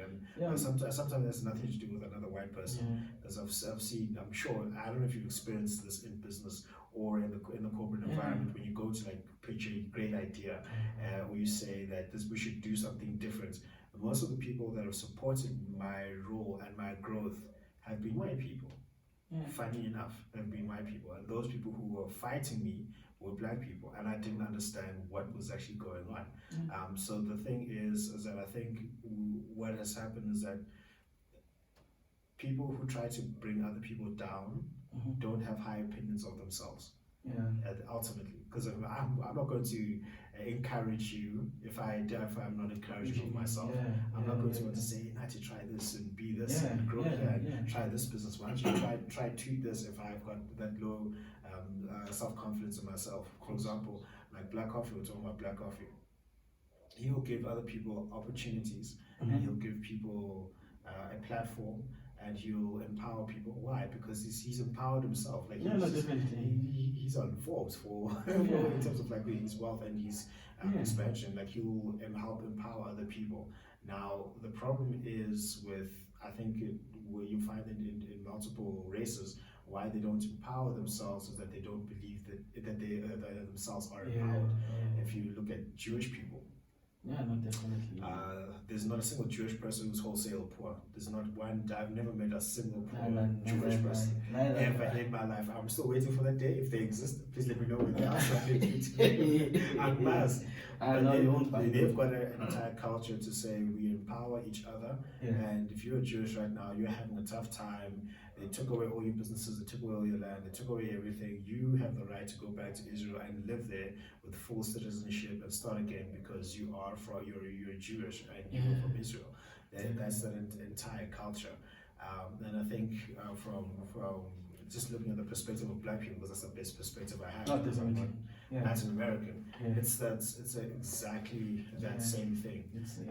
And I think even my dad used to say is we need to stop blaming other people and start holding each other accountable to what we can to what we can achieve. Definitely. Because if like here's the thing, if I was like living a life different to the life that I'm living now, for example, if I was like beating my wife, or if I was just not taking things that I do with some sort of seriousness, are you just going to just let that happen, not say a thing? Oh, I would beat you if you beat your wife. I'd beat you. You see what I'm saying? Yeah, you see you hold me. Why? Yeah, That's a way definitely. of holding me accountable to a higher standard. Like I'm Yeah. so why are you stuff like that? Yeah, why are you? What's like? Yeah. And they just turn it to the rock, you know. It's just holding each other accountable.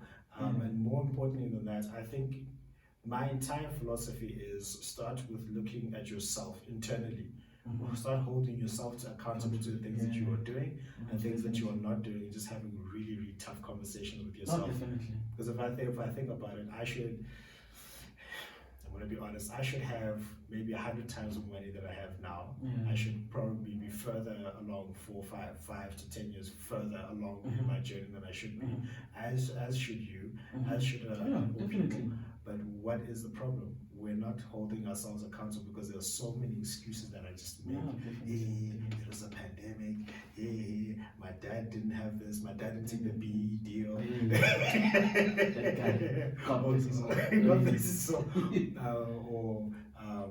My mother didn't do certain things, they gave me this education, but they didn't teach me to struggle. Like all these internal excuses. Until you check yourself, check your privilege, bro. Until you check yourself, you're not going to just really grow. But to the point of black people, if we don't believe in ourselves wholesale, I think that's the truth. That is really the truth. There's so many opportunities in front of us, and I'm taking a look at myself. You know, there's so many opportunities in front of me and in front of us that we're not taking. Why? Because there is a culture of entitlement. There's a culture of laziness. There's a culture of somebody else is going to do it for me. There's a culture of I don't want to work so hard. There's a culture of laziness. There's the culture of mediocrity. But because if you put your back against the wall, I'm sure there's a time where you're like, hey, I have to make this thing happen or else I'm gonna die, and then you make it happen. Definitely, you know what I mean? definitely. Yeah, no, it's there's a lot of lessons or a lot of things that's why I'm going back to the psychology thing. That us as black people have to sort out. Sort out our minds. Black people only know about jealousy. Jealous. It's the most common thing. It's easier to point. I want it. No. we need to start getting the soft skills. We need to start, like you say, in the whole thing. I'm not good at it, but I'm learning. You're literally being honest to yourself. You speak to yourself. I don't have to come and tell Jabur. I'm speaking to myself. And I'm like, self. You know, actually, uflopile lapha. Excuse me. No worries. Uflopile, and then uflopile. Now, what are you going to do? Or let's cry about it. Uflopile, I let opportunities go. You trusted people you weren't supposed to trust. You know. But now, where do I go from here? What do you do now? Do I beat myself up about? No. I take a lesson. I'm not gonna trust people, or I'm just gonna create situations whereby if I do something with someone, I put it down on paper. Exactly. Finish. 100%. People have lost. Yeah. Number of lost. Look, I'll tell you now. Hundreds of millions of dollars. I'm losing a potential of about with my business model that I'm using right now. Yeah. I've actually lost 25% of sales from someone who I was working with. Oh wow. Yes. Deal. Because I trusted and there was nothing in writing. Oh yeah, You know, yeah. so I didn't run it as a business. I did it. Bengiyenza ubuntu. Yeah, wenza ubuntu. Hey, Ubuntu akusiba Spanish. Angisho mina ngiyazi ukuthi I wouldn't screw someone over. Those people need a special conversation. No, Christians need a special conversation. They need to realize, number one, they're human. 100%. Unfortunately, I wanted to listen to Musa Sono. Was it last week sometime on the radio? I listened because I'm on the road a lot. Yeah. So he was talking about this. I really missed that interview and I couldn't get the podcast. So I wanted to listen to him and find out what's his take on, like, do really Christians know and understand they are human beings at the end of the day? I don't think they do, right? I'm not saying it's an excuse to do certain things, but know that you're human. Yeah. You can go beyond what's going on. Yeah. Hence, you find people who will do the worst things. Yeah. You know, and like for example, umuntu will bribe for a tender. Yeah. Then we saw the tithe. God has blessed me. Again. Did he know? You see. And he won't tell us. Till we see.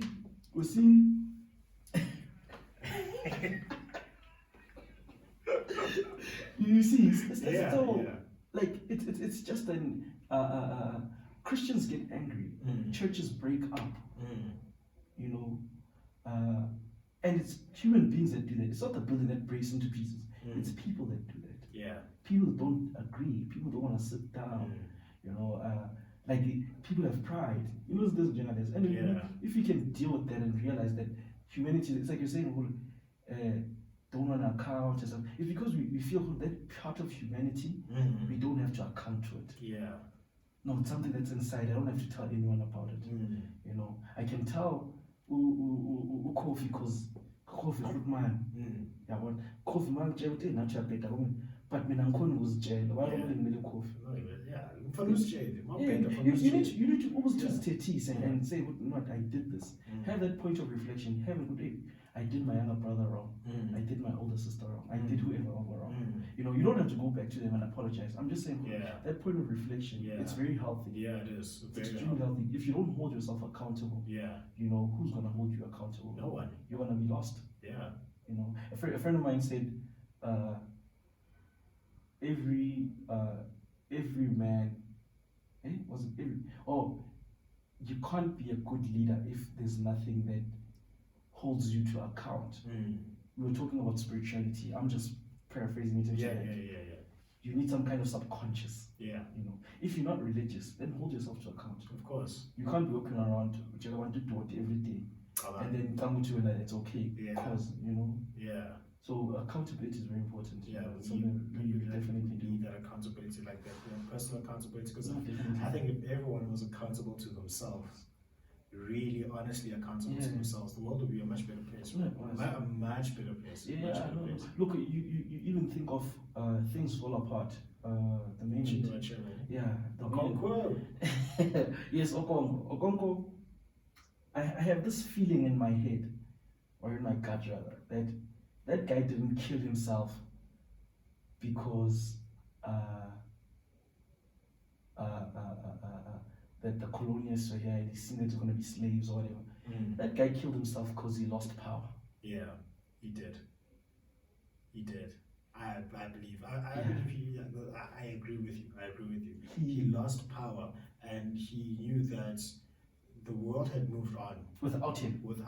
Yeah. And how he got the power was not going to help him now. Exactly. So he didn't see how he was going to remain relevant or have the social status or have power. And then he's like, I don't know how I'm going to survive here. So I'm just going to... It didn't matter anymore which he was the biggest and the strongest. Yeah, didn't matter. Now we're talking about soft skills now. Yeah. You know, but we're talking about persuasion, we're talking about yeah, leadership. yeah. We're talking about being able to talk to people. You know, one of the things that I think the likes of your Obamas, the likes of even Jacob Zuma, even though people don't like him, but you have to give it to him. There's a level of persuasion that he had with individuals that did. put him where he is. Yeah. I've heard of people who met Uzuma, not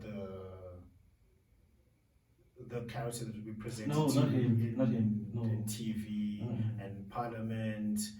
Nkandla, no, that's not that guy. The Zuma behind The Zuma. where people loved him and he was able to connect with people at such a deep level. Yeah, that's why he said Bayamutanda. Influence. He has a lot of influence. Well, I don't know about now, but like historically, he's had a lot of influence. He was able to connect with people. I'm not talking about influence from what we can see. Yeah. But you know, I've always had this thing with you. If God can just bless me with being influential somehow. Yeah.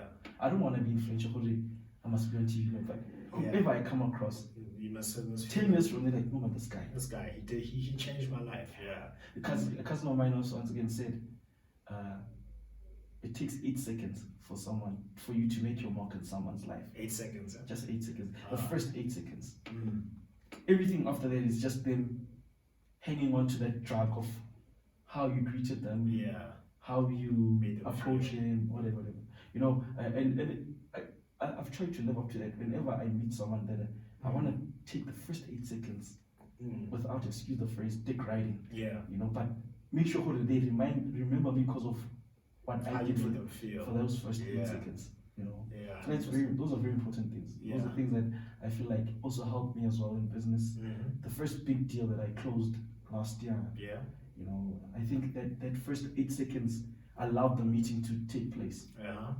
You know, because of the impression that you made on the person. Yeah. And surprisingly, I started the first 3 seconds. I was apologizing because I was late. Okay. You know, and then I realized, okay, the people were expecting me, cool. But after that apology, but the person that I was, the way that I came to them wearing a competitor's top.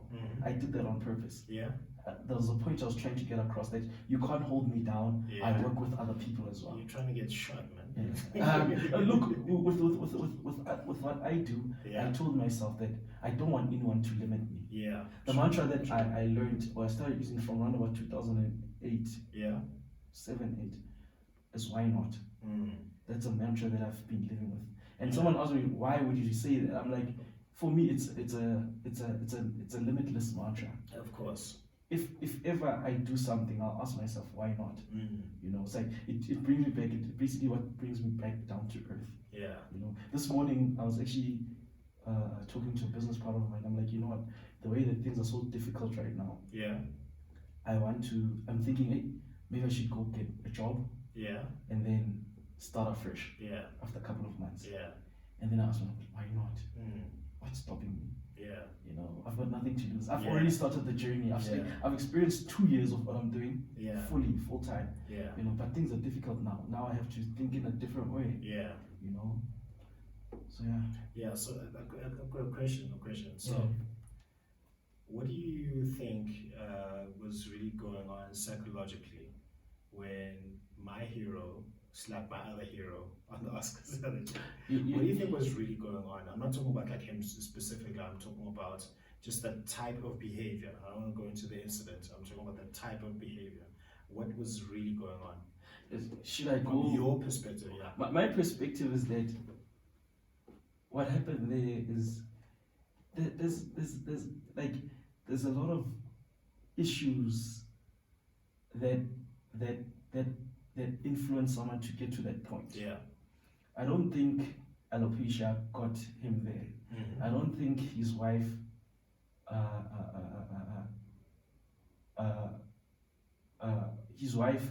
being there got him there.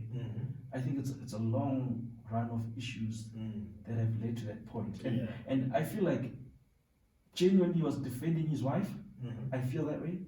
But again, the defense is not coming from I'm defending my wife. It's coming from I need to prove that I love you somehow. Yeah. That's my perspective. Okay. It's like he was trying to prove to his wife, oh no, I'm not gonna let people busy talk about you. Yeah. Yeah. Never mind the red table, the talks, and whatnot. Yeah. But everything, well, for us, started with Will Smith and Jay. Started with they opened up about them having an open marriage. Yeah. Yeah. You know, and again, you let people into that space. You do things, and again, sometimes we agree to things that we don't want purely because he's human too. Yeah. I have this belief. This actually makes me think, as you put it now, even the open marriage thing wasn't something that he wanted. He did it because his partner wanted it. Yeah. And by the way, I'm not bashing Jada Pinkett. Yeah. Everyone, you know, one of the things that from the girl who dumped me, the last serious relationship I would dump me, you know, that girl said to me, she never told me why she dumped me, but one of the things that she said to me is that I need to be more decisive. That You need to be more decisive. You need to be more decisive. Yes, I need to be more so, which means yeah. So, it's like there are certain things that someone puts you through. I think we do it, men and women. Yeah. We put someone through so that we can see. Yeah. A man might do it and saying, "No, man, I think let's try a threesome," to his wife. Yeah. Yeah. And then the wife has to decide, am I doing this because I want to, or because he wants to? Exactly. And I want to make him happy. And if he's not happy, he's gonna go do it with someone else anyway. Exactly. Now, I'm not saying he's innocent in all of this, but I feel like it's those things. So there's a lot of indecisiveness, and it's just a build-up. Yeah. So it's a compounding these issues that we hadn't dealt with. Extremely. You know, and now you're on the stage. You're at there's also that element as well that I think of as well, that he's at the peak of his career. He's about to win an Oscar for the first time. After 20 years. Yeah, he knew he did well with King Richard. He did. I still to see it, but like, I'm not saying I'm a him in Hollywood. But rumors, rumor. There has to be another word. Him is deeper. Yeah, that's what I'm saying. Yeah, so I just feel good. Everything was pointy. Like this, I don't think he didn't know he was gonna win. Everyone knew. Yeah, even he knew. Yeah. It's like he gets to that point, and then now he's crowning and shit. My achievement, this guy is mocking me. Yeah. He's mocking my family. You know those things, and then all these things pile up. I think all those childhood issues came up, all those adult issues came up, marital issues came up. Exactly, and we can't limit it to only the marital issues, whatever issues that he came about. But there was a level of him feeling disrespected. Yeah. He wouldn't have just done that. I think Will Smith is very professional. Yeah. Personally, he's experienced a lot of what happened with him and Jada was. It takes a lot for you to go through a marriage and find yourself through that. Yeah. Where your partner is justifying an extramarital relationship because you guys have an open marriage and because you've also done it. Now you ask yourself, has he ever actually confronted her the same way as well? Yeah. You know, or was he just caught off guard? You know, even if maybe whatever, you know. That's again goes back to I want women to have money. I want women to take themselves seriously and see that they don't need us. Let's be honest. And when I say need us, I'm not talking in a careless way. I'm talking about themselves. They're great in their own way. You know, they're so great. Women are great. You know, they dude, like honestly, they besides my mother, but other people's mothers, other people's sisters. You know, they've got so much potential. You know, they can do so much. But it's always those things I feel like they just don't take themselves seriously. Hence, they'll always find, I don't like this girl. It's like when we went hiking over the weekend. So as we went hiking, this was the first time I brought my girlfriend. You know, shout out to my girl. Yes, I still need this girl. Definitely. But I wanted to go. But I was so worried about the interactions. You know, are they gonna like my best friend or my best friends or my mates? Are their girlfriends gonna get along with my girlfriend?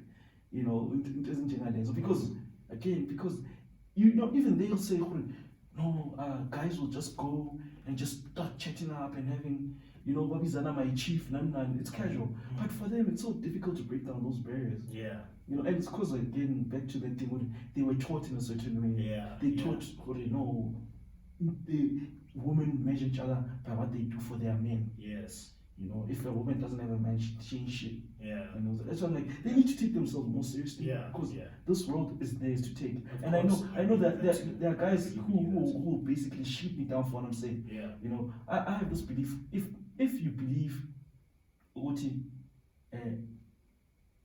black people need a chance in this world, then you should be able to say, I believe women need a chance as well. Yeah. Now, I'm going to say this straight. This is before any other gender. Yeah. They need to get a chance as well. Before any other gender gets a chance. Women need to get a chance first. Yeah, need to get a chance You know? first. Okay, so they should. So if we're applying for the same position, they should get a chance first before. Exactly. Like I'm saying, those things should be just opened up to them. You know? Now I must not eat now. No. You see, that's exactly what I'm saying. Yeah. And democracy dictates that you do that. You ask, no, but then I've got a right now to the same position. Yeah. But again, now we're trying to fight years and years prior to even colonization. Yeah. You know, we don't know how black men treated black women prior to colonization. It was probably far worse than it is now. I believe, man. Yeah. I believe maybe Yeah. it could have been better. Understand? Because if you look at how they'll say the woman stayed at home, the men went out to hunt. Yeah. There was no relationship like we have now. Yeah. Yeah. Let's look at it from that perspective. Uh-huh. A husband was allocated a wife. Yeah. That was it. A wife was told what to do. Allocated a wife, got to part of it. Yeah, that's it. Yeah. You know, and those things happen. But again, we don't have the proper history of that. We'll always have hearsays. We will always, you know, some people who do the research and find out stuff. You know, but I haven't read that far personally. No, but I really believe in women. I really believe that they can succeed. You know, even the person that I worked with, that I feel like I should have done better to protect my business, was a female, and I was intentional about working with her. Yeah. Even now, I'm still intentional about working with females. Yeah. You know, if they've got the right skill set and the right people, like I'm definitely gonna work with them. You know, and fortunately, I'm not that guy. Again, you know, all grabby and whatnot. Yeah. You know, like I keep my distance. You know, like, you know, the other thing is, I think I've told my other brothers, I had such a difficult time with even getting girls. You know, it's only now. You're coming into your own. Yeah, I'm breaking out of that shell. I was always like, I don't know whether to call it ikwababa now, because I was never afraid. Okay, let's call it ikwababa. You're right. Let's call it ikwababa. But again, it's there's no word for ikwababa in Islam. No.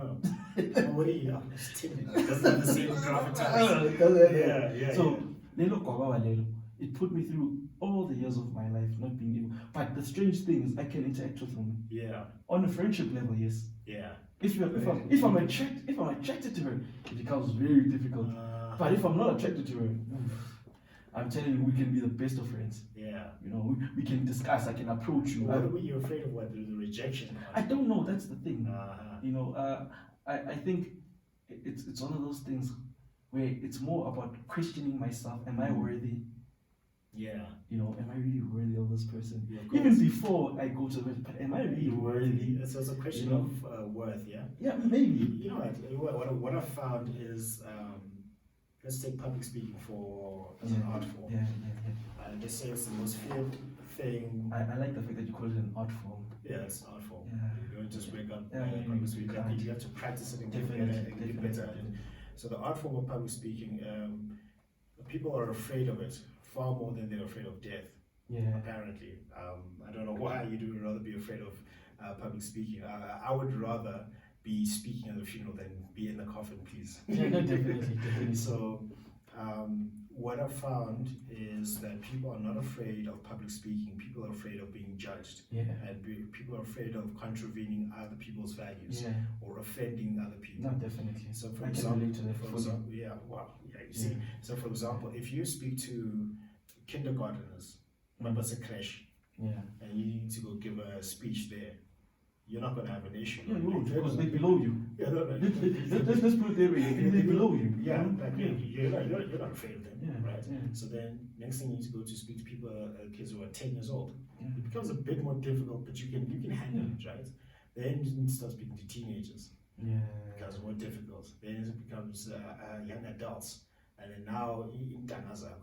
And then now people in corporate, now people like me see go pitch an idea to those energy folk, those rich energy folk of yours. It becomes a lot harder.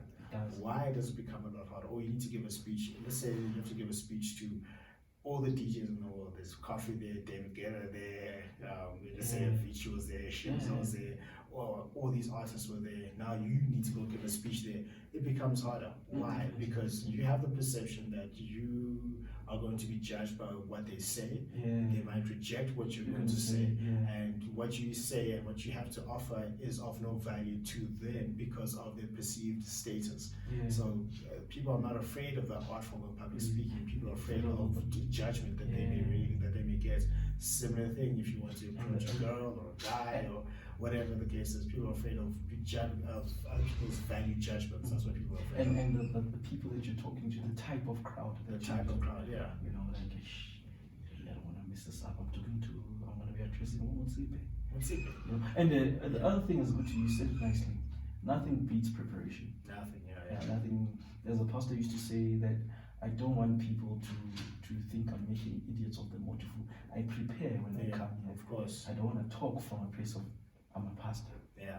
You know, but I want to pray from a place of preparation. You know, and I think it's one of those things. I remember when I was living in Cape Town. Funny story. Cape Town, bro. When I was staying in Cape Town, again, now I'm dealing with my issues. Let's call it what it is. I'm fine. I'm fine with it. I'm fine with it. Yeah, I'm fine with it. Yeah. Even if Joe Rogan would ask, "What's this guy saying? What's this called?" I know it's the fear of woman. Fear of woman. What's it called? There's a word in English. There's a phobia actually. Is it gynophobia? Gynophobia. Something like that. I swear to you, there's a phobia to it. The fear of woman. Fear of woman. You can Google it quickly as you can. There's a fear of woman. So I woke up. The beautiful girl. Yeah. She's colored, right? Yeah. Obviously. I'm at Table Bay Mall. So I'm like, I'm walking in towards the Pick and Pay. She's also walking in.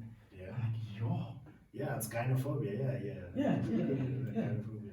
So, and now listen to this. At that point in time, I'm still dating someone, right? Yeah. So, I'm like to myself, I'm not trying to get this girl, but I'm like, hi man, I've got a girlfriend now. Yeah. So that means I've upped my game. Yeah. Let me see who can speak to her. Yeah. I woke up to this girl. Okay, she goes into the store. I follow her. She was in front of me in any case, like we were walking from different directions, but I could see her. So we walk in. I start stalking her in the store. I swear to God, I'm busy preparing a speech in my head. I'm stalking. So I'm stalking her. We passed like 1 or 2 aisles, and then obviously someone can feel what this person is following me. Third aisle, I'm like, let me just go in before I freak her out. Yeah. So I go in there. I walk up to her. I'm like, hi. She's like, hi, how are you? I'm like, she's like, hi, man, how are you? She's like, I'm good. And I'm like, I just wanted to ask, what book are you currently reading? I swear, that's what I said. And this girl just looked at me and just walked away.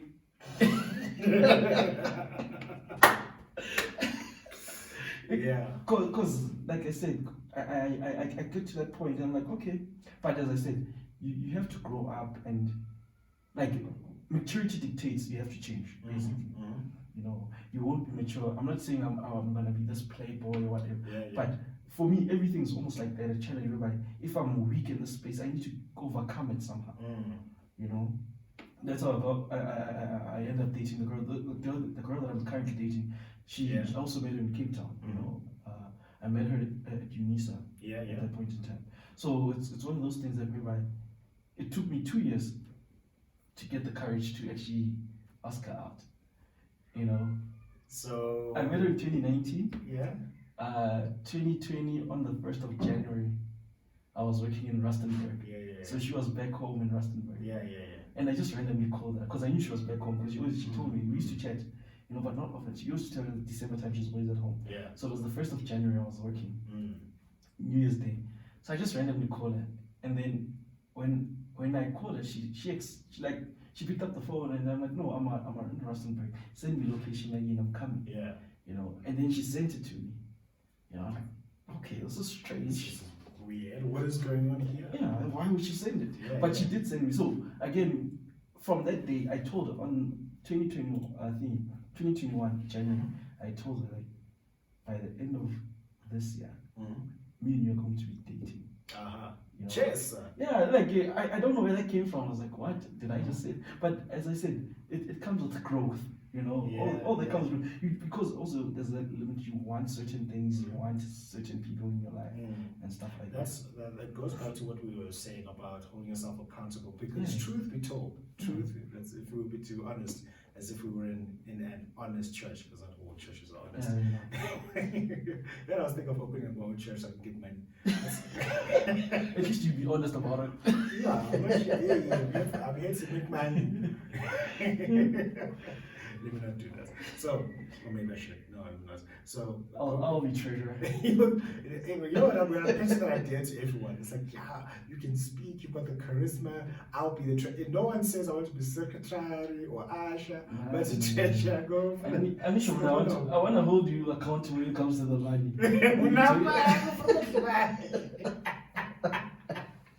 Hey, I want to make sure that when you get the Bentleys, like, no, not two, just get one. Just get one. Then I'll get the Maserati. Yeah. No, tell me two ones. Yeah. Let's say Uti Volvo. Yeah. Let's say Uti A3. Yeah. Then after a couple of years, then you get the Bentley. Yeah. Oh boy. So goes back to, if you want to be honest, as if we were in an honest church, a lot of the fears and the opportunities that we let slip by, we could have easily have had,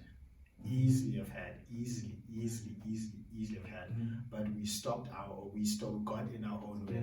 Yeah, sometimes life happened. Maybe somebody stole money from you, and you were just like really, you did everything right. Life happens. No, but like the personal accountability, you could even be married to this girl like a long time ago, or you could have be CEO of your own thing that's turning over millions of dollars. Yeah. Everybody, if they were to be honest to themselves, did you really put in the effort? Did you really work on your own self? Did you really overcome what you had to overcome to get to where you need to get to?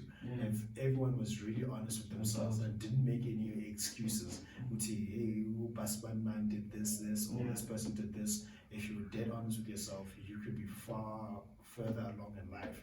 And those Christians who say, who believe that God wants the best for them, get in their own way because they don't really believe that, and they don't believe in themselves. They don't believe in themselves. So they believe in God. So which is counterintuitive, I think. How do you believe in God who created you? So if you don't believe in yourself, you don't believe in God. I honestly believe that. If you don't believe in yourself, you can't believe in God. You know, the gospel. Well, believe in what you can do because of God. Let me say that's what I was getting there. Yeah. The gospel dictates that we do all things through Christ. Yeah. But now you don't believe in Christ. Now. Yeah. Even Christ himself, if you think about it, there was a level of self-belief that he had in himself. Of course, yeah. He definitely, a young man coming out to people, if he's really having a human experience, he was supposed to have those butterflies. Of course. When you have, oh crap, I have to make sure that these people believe. Yeah. I have to sell this to people. You know, I read a book by Ogman Dingle. I don't know if I've told you about it. The Greatest Salesman. I've read that book. Wonderful book. I bought it because it was on the road to becoming an entrepreneur. Yeah. Because I thought, okay, sales, okay, I'm like, okay, I need to know how to sell myself. But again, it gave us those values. Yeah. You know, when that guy eventually tells us at the end of the book that this is how the Apostle Paul sold the gospel to the world. Yeah. Again, it goes back to that. If you don't believe in yourself, it's done. It's tickets.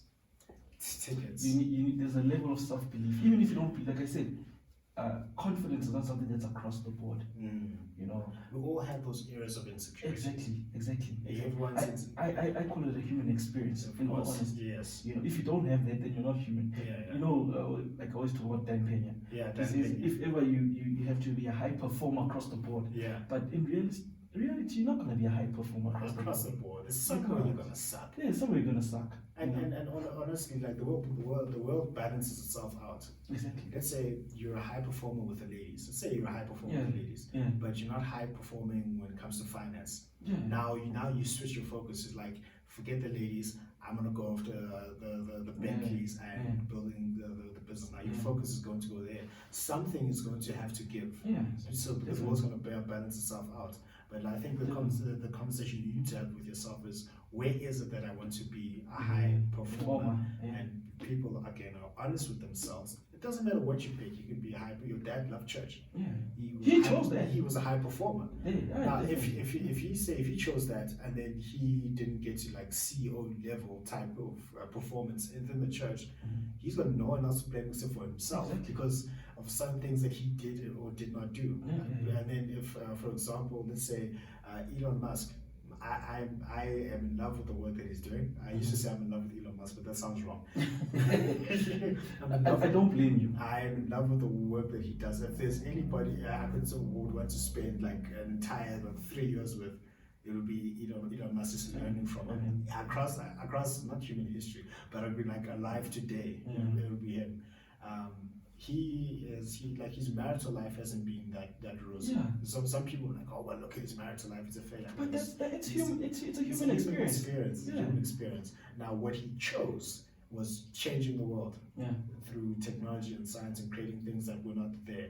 And then he's being rewarded for it with the billions of dollars that he's worth. Now he's bought Twitter, and now he's building all these companies that are changing the world. And the reason he's doing that is that if he's honest with himself, he put in the work. He didn't make the excuses. He didn't give up. He didn't say, I came from South Africa and now I'm an immigrant in America, now they're holding me back, or that. Even when he speaks, he's not the most articulate person in the world. However, he can still command a room. He could have made all those excuses, and he could have said, the government didn't want to fund me, or this person didn't want to fund me. He could have made all those excuses and blamed all these external realities, but he told the truth, and he worked hard, and he put in the effort, and he made the excuses. Hence, he is where he is. Other people would say, all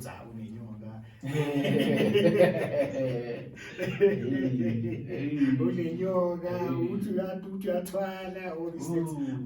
But like those people who would just say something like that, I don't know if they exist, but if people would just say something like that, if they're honest with themselves, they haven't gotten the excuses out of the way.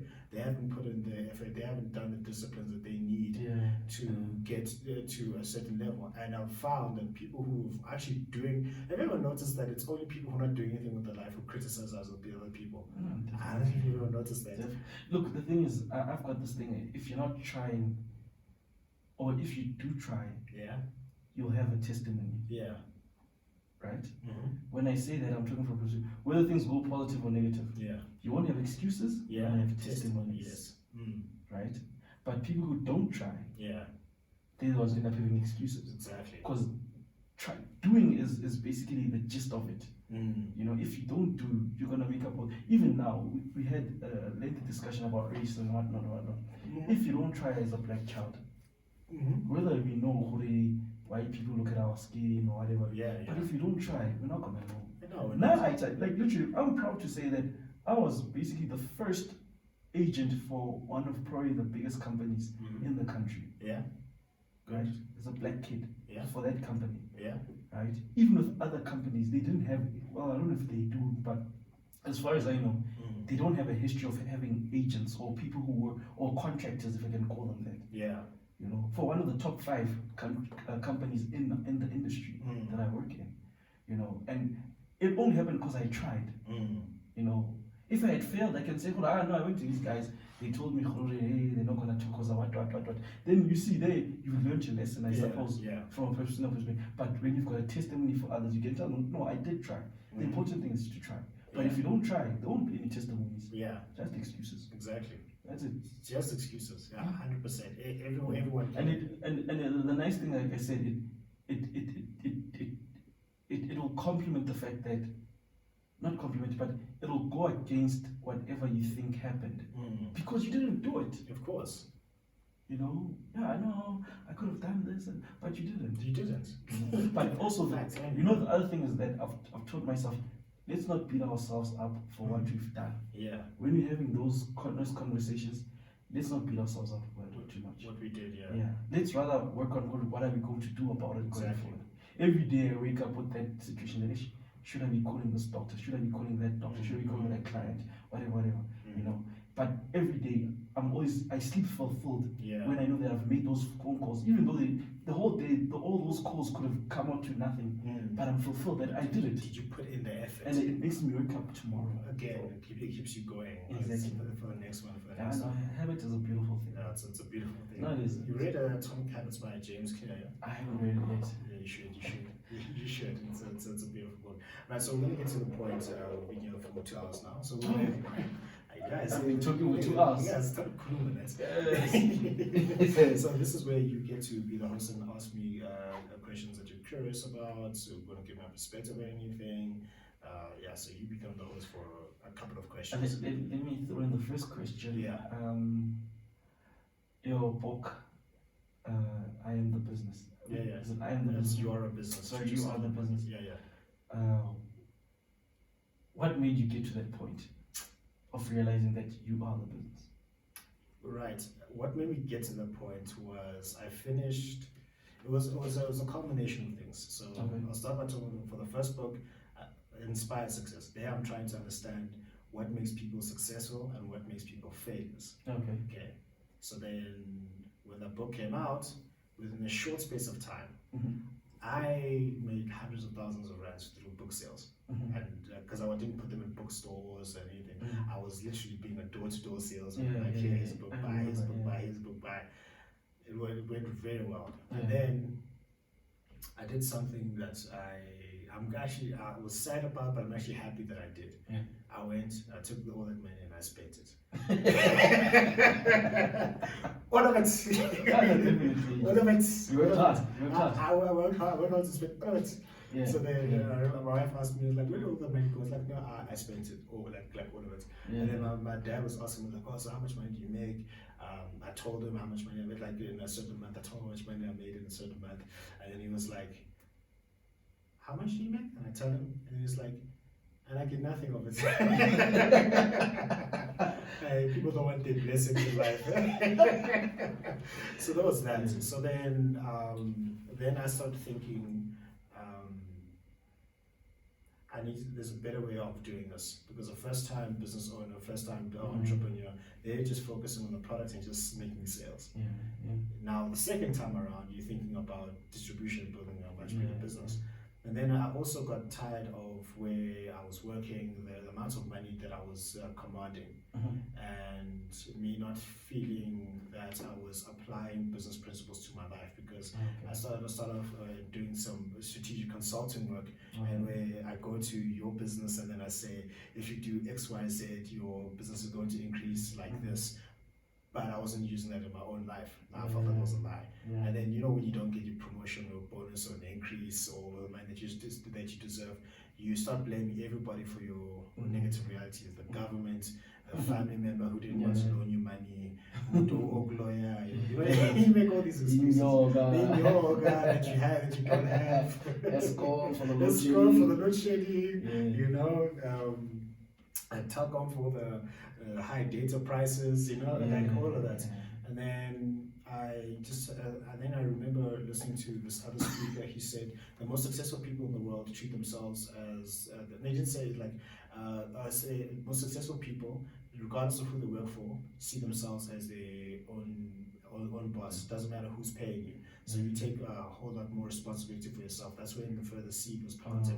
And then I had a conversation with my dad and my brother, and they said almost the same thing. There's people in your industry who are command probably 10 times more than you are, who are not doing pretty much anything different. The only thing is that they're taking themselves seriously as a business. They see the people that they serve as customers. They invest in their PR and their marketing, research and development, and they build themselves up. And then I realized I was actually quite good at branding myself and putting out this image out there and just being good with people. So I said, anytime I write a book, I'm solving a problem for myself and a problem that other people have. So that's why I said to me, I had a conversation with myself. I said I need to treat myself as my own business, because because no one else is going to do it for me. And also my mother, when I was 16, she came home crying because they were trying to force her out of work, the whole constructive dismissal thing.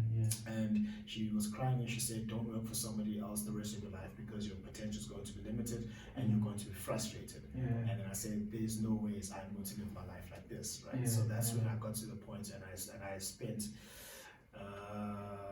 about 2.5 years thinking about the principles, writing about it, and then I actually realized there's a lot of people out there who have that problem, the problem of it's someone else's responsibility and not mine. It's someone else's onus to increase my wealth potential and not mine.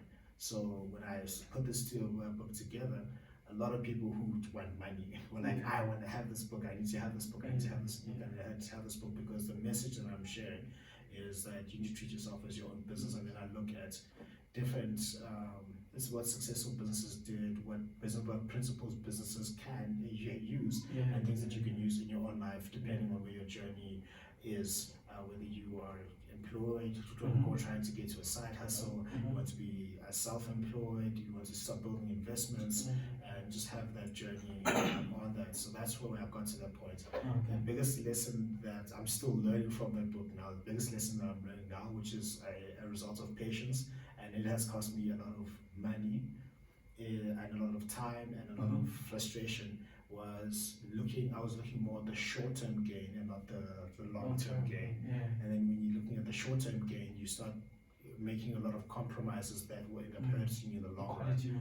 Not even the quality of the product. I'm like, just like where the journey's going, even the quality of the product. Like, I need to get this thing out now, but then long term might hurt your reputation because the quality is bad. Or you might start making. You might take this client over that client because you need the money now, but you're not looking at what things will build for you over a long period of time. So I've started to learn that. So I want to build over a decade or 2 decades, and even if I don't see the returns, I know I will, but I must have that patience to say, maybe quit after 10 years of if you've really done everything that you can, because people say, I want to be a speaker, or I want to be an agent, or I want to be a call center person, or I want to be an author, and then they quit after 4 months of trying it. So they don't take the long-term view. So that's how I got to the point of you are a business and treating yourself like one, because I wanted to like grow and expand. From that, the podcast came about. From that, my coaching business started from that, because people want to learn from whatever advice that I can share to them. So that's how I got to that. Okay.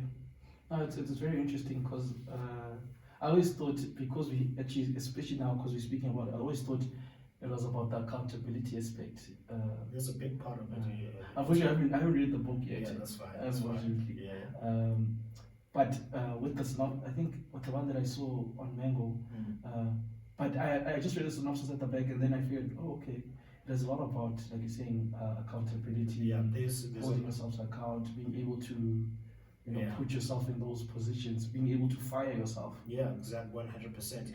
And then also, if you, I say to everyone who's in a corporate job, start a business.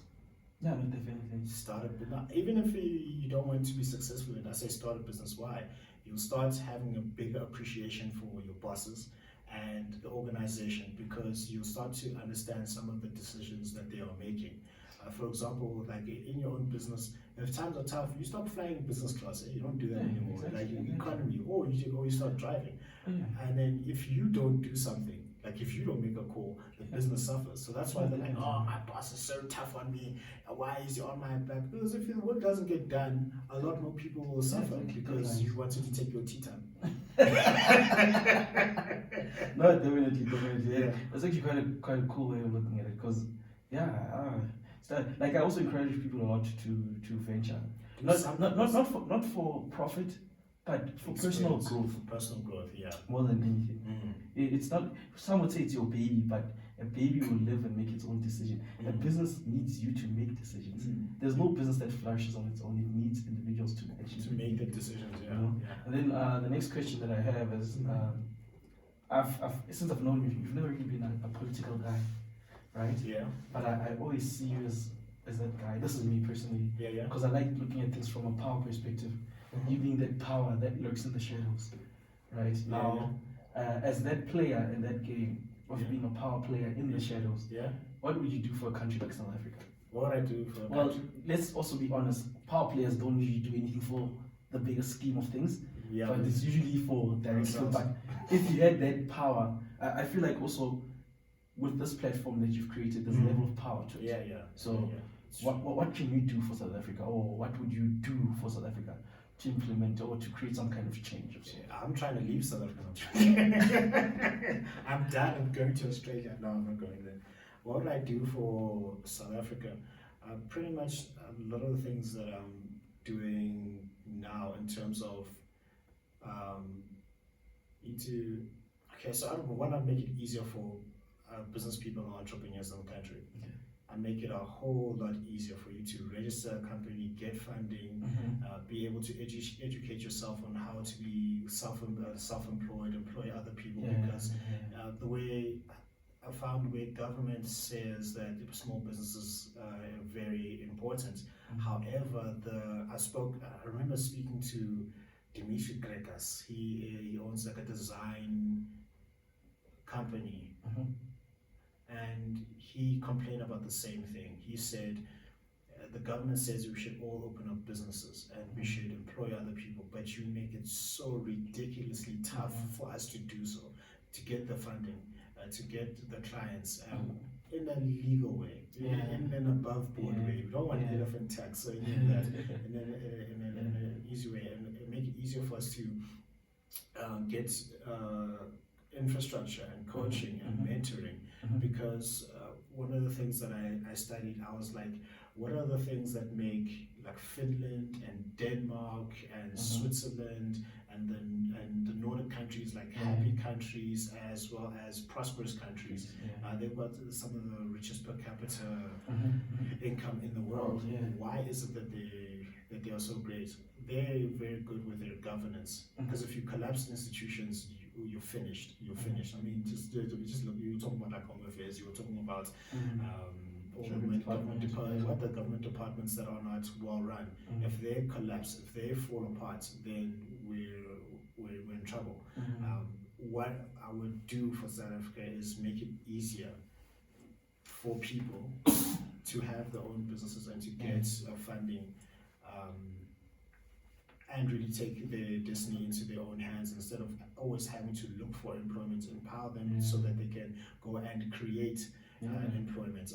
Even with myself, if you ever try to because I've got companies, if you ever try to hire someone, it's difficult because now you need to think about the HR policy, what the termination agreements are going to be. You need to think about the medical aid. You need to think about the UIF. You need to think about the tea breaks. You need to think about the minimum leave days. You need to think about sick leave days. It's really tough, and then have you ever tried to I don't know, you said you fired someone, but in this country, I was speaking to another strategic consultant. He said this: be careful who you let in the door. Because it's virtually impossible to fire someone. Short of someone walking in and shooting someone else in the head, you virtually can't fire someone. Because now, if you don't perform, you can take me to the CCMA, and if I lose that case as an employer, what will happen is I will be a case study to the CCMA to say, oh, look at Njabra James PTY, look at 103 PTY, look at what happened. They were taken to the CCMA. So that now any person I let in knows that I was taken to the CCMA, and I will have that at the back of the mind to say, oh, I'm going to take this person to the CCMA if they get anything wrong. So they say, be careful you let them inside in the door, because now if you're not performing, you need to take them through performance appraisals and all these appraisals. But here's the thing, that works if I'm a large corporate. If I'm a large corporate, like a Discovery or a Liberty or a Standard Bank, it works there because it's a large institution. You can actually properly invest in your people. You can properly invest in your people. Now, if all I need you to do is to make sure that my podcast is edited, uploaded, and marketed correctly, I put you in charge of that. And then now you're not doing that job, and then I need to let you go because you're not doing your job. I need to go through the same process that Discovery, Standard Bank, I've said all these people need to do. all I need to do was like edit my podcast. That's all I needed you to do. Yeah. So that's from the shadows. I would never. Well, let me say never, but let me say never. Let me say that I would never run for political office, run for president. I used to think when I was in my teenage years, I thought I wanted, that's what I wanted to do. But as you grow up, no, I would rather do this. I'd rather speak, lead, inspire, help build businesses. Maybe open up a personal development lifestyle center where we use biblical principles. I don't want to call it church because I know exactly what would happen. Nathi Mabena, check my Bentley fees. I'd rather use all my leadership and communication and influence skills to make a better South Africa in the background. So that's what I would do, like make it easy for people to start businesses and to invest in themselves. And let them be able to flourish even though they can't get a university education, even though they can't get a diploma, because the truth be told, nowadays, if we were to really be honest, university degree is great, but it's not going to dictate the people who are going to change the country for the better. That's just my view. I've got a junior degree, I've got an honors degree, I'm studying towards a PhD. I'm telling you, all that stuff is not going to. What needs is like real life skills. Because people get master degrees on this and master degrees on that, but they can't master real life skills because they haven't been empowered to own and control resources, wealth, and power. They haven't been taught how to do that. And not to say that I know how to do that 100%, but I'm conscious that that's what's going to set people apart. So that's what I would, if I could wave a magic wand, I'd be like, right, let's make it easier for people to get into business for themselves, to hire other people, so that other people can get into business for themselves. That's what I did. And people say, not everyone's meant to be an entrepreneur. No, I don't believe that. Everyone's an entrepreneur in some way, shape, space, or form. Not everyone's supposed to be like an Elon Musk type of entrepreneur, but everyone at some level. Exactly. I think those things come from with what you said. Yeah. If you create a conducive environment for entrepreneurship, sure, everyone can be an entrepreneur. It's 100%. Some people are better at it than others. Yeah, look, here they create and there's a conducive environment for opportunity, if I can put it that way. Some might say no, but there is a conducive environment that they make it seem, no, South Africa is the land of opportunity, but creating. So I fully understand what you're saying. Yeah, that's create that conducive. And then also, like, I'm really into personal development. That's why I would say what I would do is what I'm currently doing now, through the messages that are being shared on this podcast, through the books that I write, through the speeches that I give. It's sharing that message so that people can develop personally. Because if you're not, we're still going to have GBV. We're still going to have people white collar crime. We're still going to have people not taking accountability. We're still going to have people not stepping up to the opportunities that are in front of them because of the systemic things that are holding us back. So that's what I would do. I wouldn't want to give the State of the Nation address and tell people that we're not just at level one. No, but again, you always said you're the power that lurks in the shadows. I'd rather be in the shadows. Okay, so I remember having this conversation with, who was I having this conversation with? I think it was my dad way back. He's like, there's nothing wrong with flying under the radar. No, definitely. He said, there's nothing. I love it. Yeah, so that's pretty much why I like Batman. He's not one of the place. He's like always in the shadows. Exactly. And then I was doing some research as part of your business, right? But just remind me that you take one for you, right? Oh yes. There's this family called the Rothschilds, right? Yeah. I'm sure you've heard of them. Yeah, the Rothschilds. Yeah, the Rothschilds. And they control the banking industry in Europe at one point. And then I'm sure the Rothschild said this, which is so powerful. He said, give me the power to control a country's economy or currency. I care not who makes its laws. Yeah. I was like, oh, you see, why did that turn me on? those are mind orgasms. if you don't feel that, that's exactly what that turned me on. I feel like many people are about being in the front. In the front, yeah. For the wrong reasons. Exactly. When I say for the wrong reasons, so that they can get validation from others. Because if they say to you, you like being in front, go join the guys in Ukraine.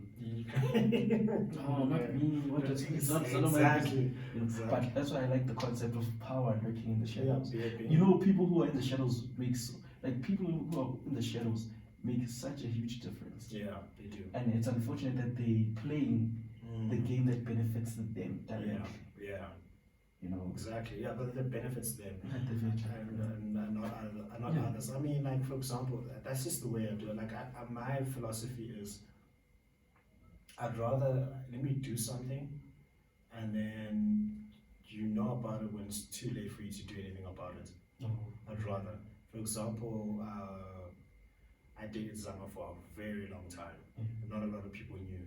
Yeah. A few people knew, but not a lot of people knew. Yeah. And then when I decided to get married, the people who knew, and then a majority of people found out a month or 2-3 months after. It was too late for you to do anything about it. And why? I didn't want to make a big hoo-ha about it. I didn't want to make a huge, start a YouTube series and say, let me do this, let me do this, let me do this. Being Mr. and Mrs. Ghost. Keep it here, keep it here. Hey, oh yeah, keep it here. Like Muhammad Ali is a big hero of mine. He said, your hands can hit, but your eyes can't see. Yeah. That's I love it. Definitely. So, like, if I have to have the power, people will not know how much money I really have. Yeah. I will never tell. I will never disclose it unless you're my wife or you're a family member or not even me. I wouldn't even tell my mother. Ooh. You know, just keep it quiet and just like do things for people in the background, and don't be loud. Don't be the loudest one in the room is the weakest one in the room. No, You know, so I want power. That's real power, but that real power that you don't have to flex. Because the person who has to flex their power is not really that powerful. Yeah, no, definitely. That's what I think. No, definitely, they don't have power. No. If you have to show it, it's not there. It's non-existent. There's some people like who are so rich, but you would never say. Like people like have stupid money, like money that makes you that will boggle your mind. But you will never say that this person. I remember seeing a chartered accountant, chartered accountant. I had a conversation with him. We were at a conference in 2013, presenting there, and he looked like a really, really crusty, dirty farmer. Yeah. And I'm like, then I started talking to him. I'm like, so what's your story? He's like, guess what I am? I'm like, you look like a crusty, dirty farmer, so that's what I'm gonna go for. He was like, no, I'm a high-flying chartered accountant. I'm like, you? Why? It was like, yeah, it's just the way it is. So it's like, no, it's just the way it is. Like, people don't need to know I'm a job, I'm a big CA.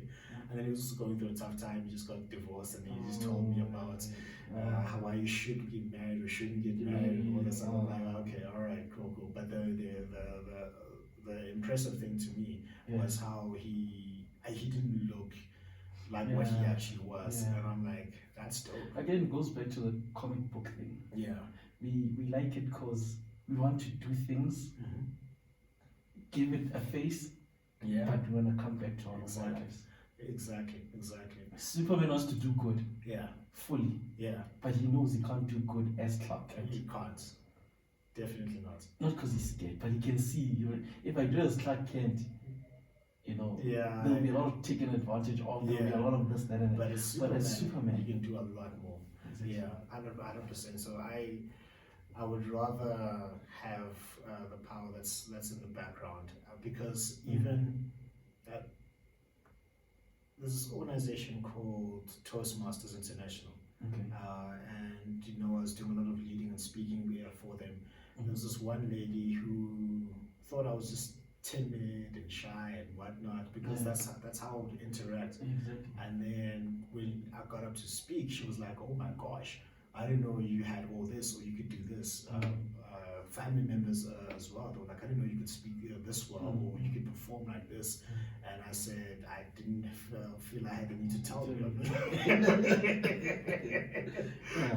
Michael Jordan didn't tell you he was the GOAT. I know you just knew. LeBron James says he's the GOAT. And it's been finalized now. That's fine. Like, he didn't make it. It's such a... What happened to the Lakers?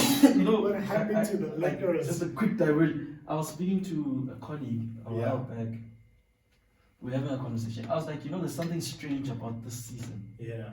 Very strange. Like,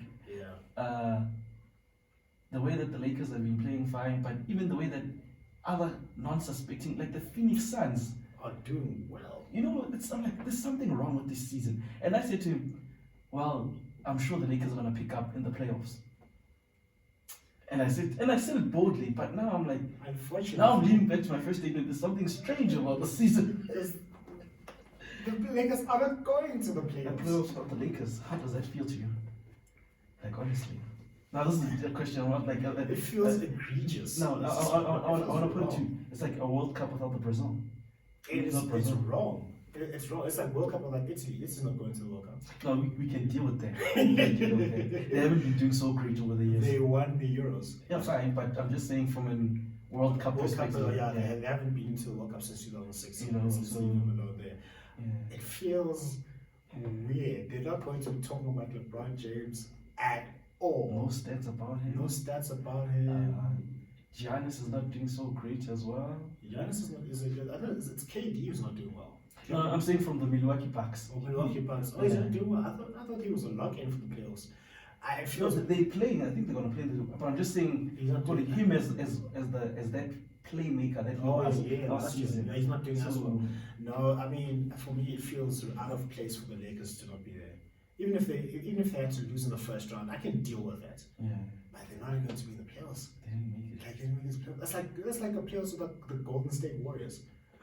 Look, as I said, the Golden State you can do without them. The, Like they're teams whereby the Lakers, the Boston Celtics, the Miami Heat, Bulls, the Bulls. you know, those teams are teams that make the playoffs. Those Exactly. teams have history. Of history. Because think about it. Only two teams have done three-peats since Bill Russell and the Celtics back then. Mm-hmm. It's been Michael Jordan's Bulls Mhm. and Shaq and Kobe Lakers. Exactly. Now, we're not going to have a playoffs. We're going to have playoffs without the Lakers. Exactly. The Chicago Bulls not winning anything feels out of place. They haven't won a But that, you see, It feels wrong. It's weird. It feels wrong. Imagine like the World Cup without Argentina. Yeah, Brazil. Or Like, without Brazil. Yeah. Or without Germany. Yeah, Or without exactly. Spain. Like imagine that's how it feels. Like LeBron disappointed me this season. but now that's the thing. Okay, let's I think this can be, if we still have time, can be my last question. Yeah, yeah, if we don't have time, Yeah. I mean, look at the way that basketball. I don't know how much you know about the format of the game, Mhm. but that whole thing of about being the pressures that come with being a playmaker. Yeah. You know. Being like You- the point guard or the shooting guard, yeah. Yeah, well, but the main guy. The main guy, the Being- more- being- the guy. yeah, or being like LeBron. a Giannis or a Yeah, LeBron yes. or So a Devin everyone- Booker Yes, or they build a team around build you. a team around you, Now, sure. Or a Steph Curry, sure. Where are you doing that? Where are you how are you building your team? I'm about building my team. That's When I say team, I'm not talking literally about individuals, but what models are in place to get you? You've got your speaking business, I mean your consultancy, you've got your public speaking business, you've got the podcast. These all, but like, what are you building towards? Because I had a very interesting question whereby someone asked me that, Nathi, you're doing all these things, where are you going? Is this just you dabbling here and there where the money is? Like Yeah, literally, where is it going? Yeah, sure. You know, Sure. here's Njabulu. Yeah. Where is Njabulu going? And what is he? What is 100%. No, I see you with the end game. It's like funny. It's a question I've been ruminating because I've been playing DJ gigs. I've got another one on Saturday. this week? This week Saturday. Before. Oh, okay. Before. Before, okay. That. Okay. So we can go there. Start and it. Cool. Yeah. Not a problem. So where is it going? So when I was 16 years old, I was 15, 16, 2007. Yeah.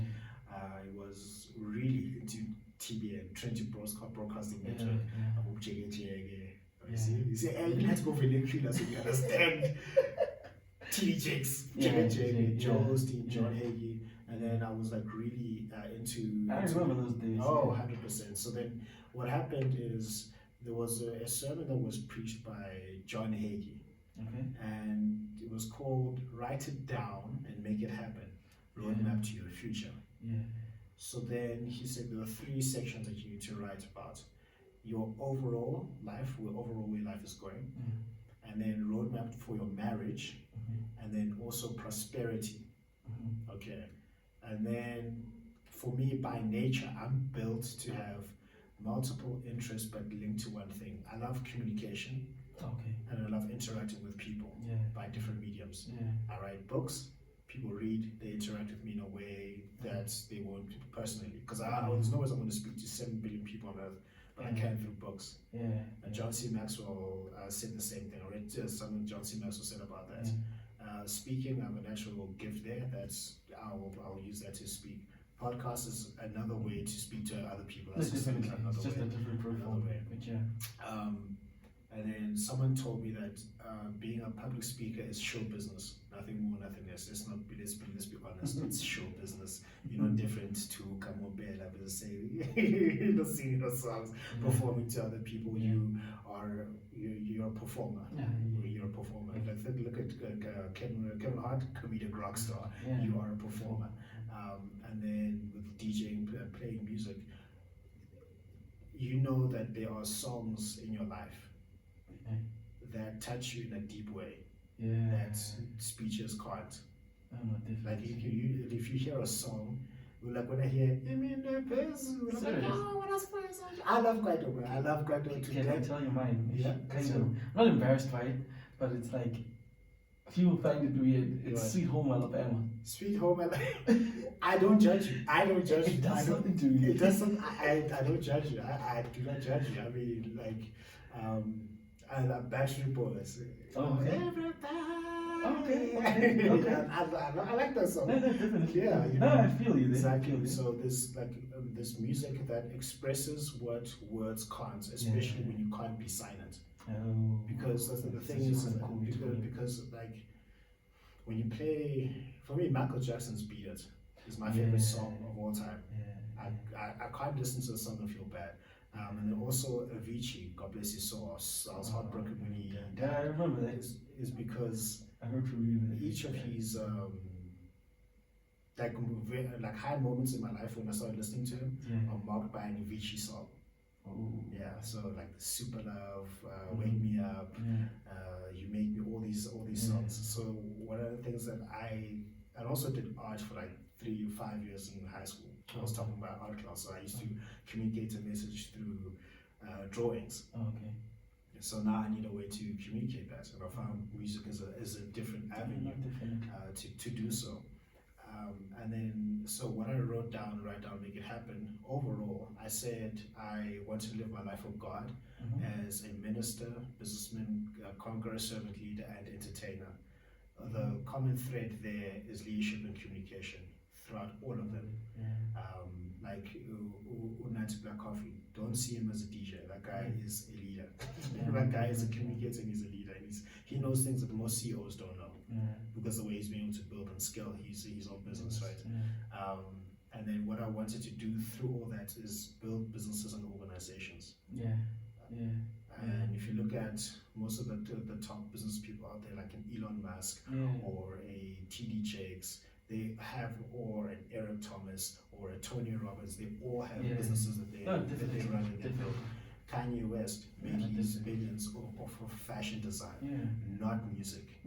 Jay-Z, he made his money off of his business and investments. So that you all have, or you've got all these businesses.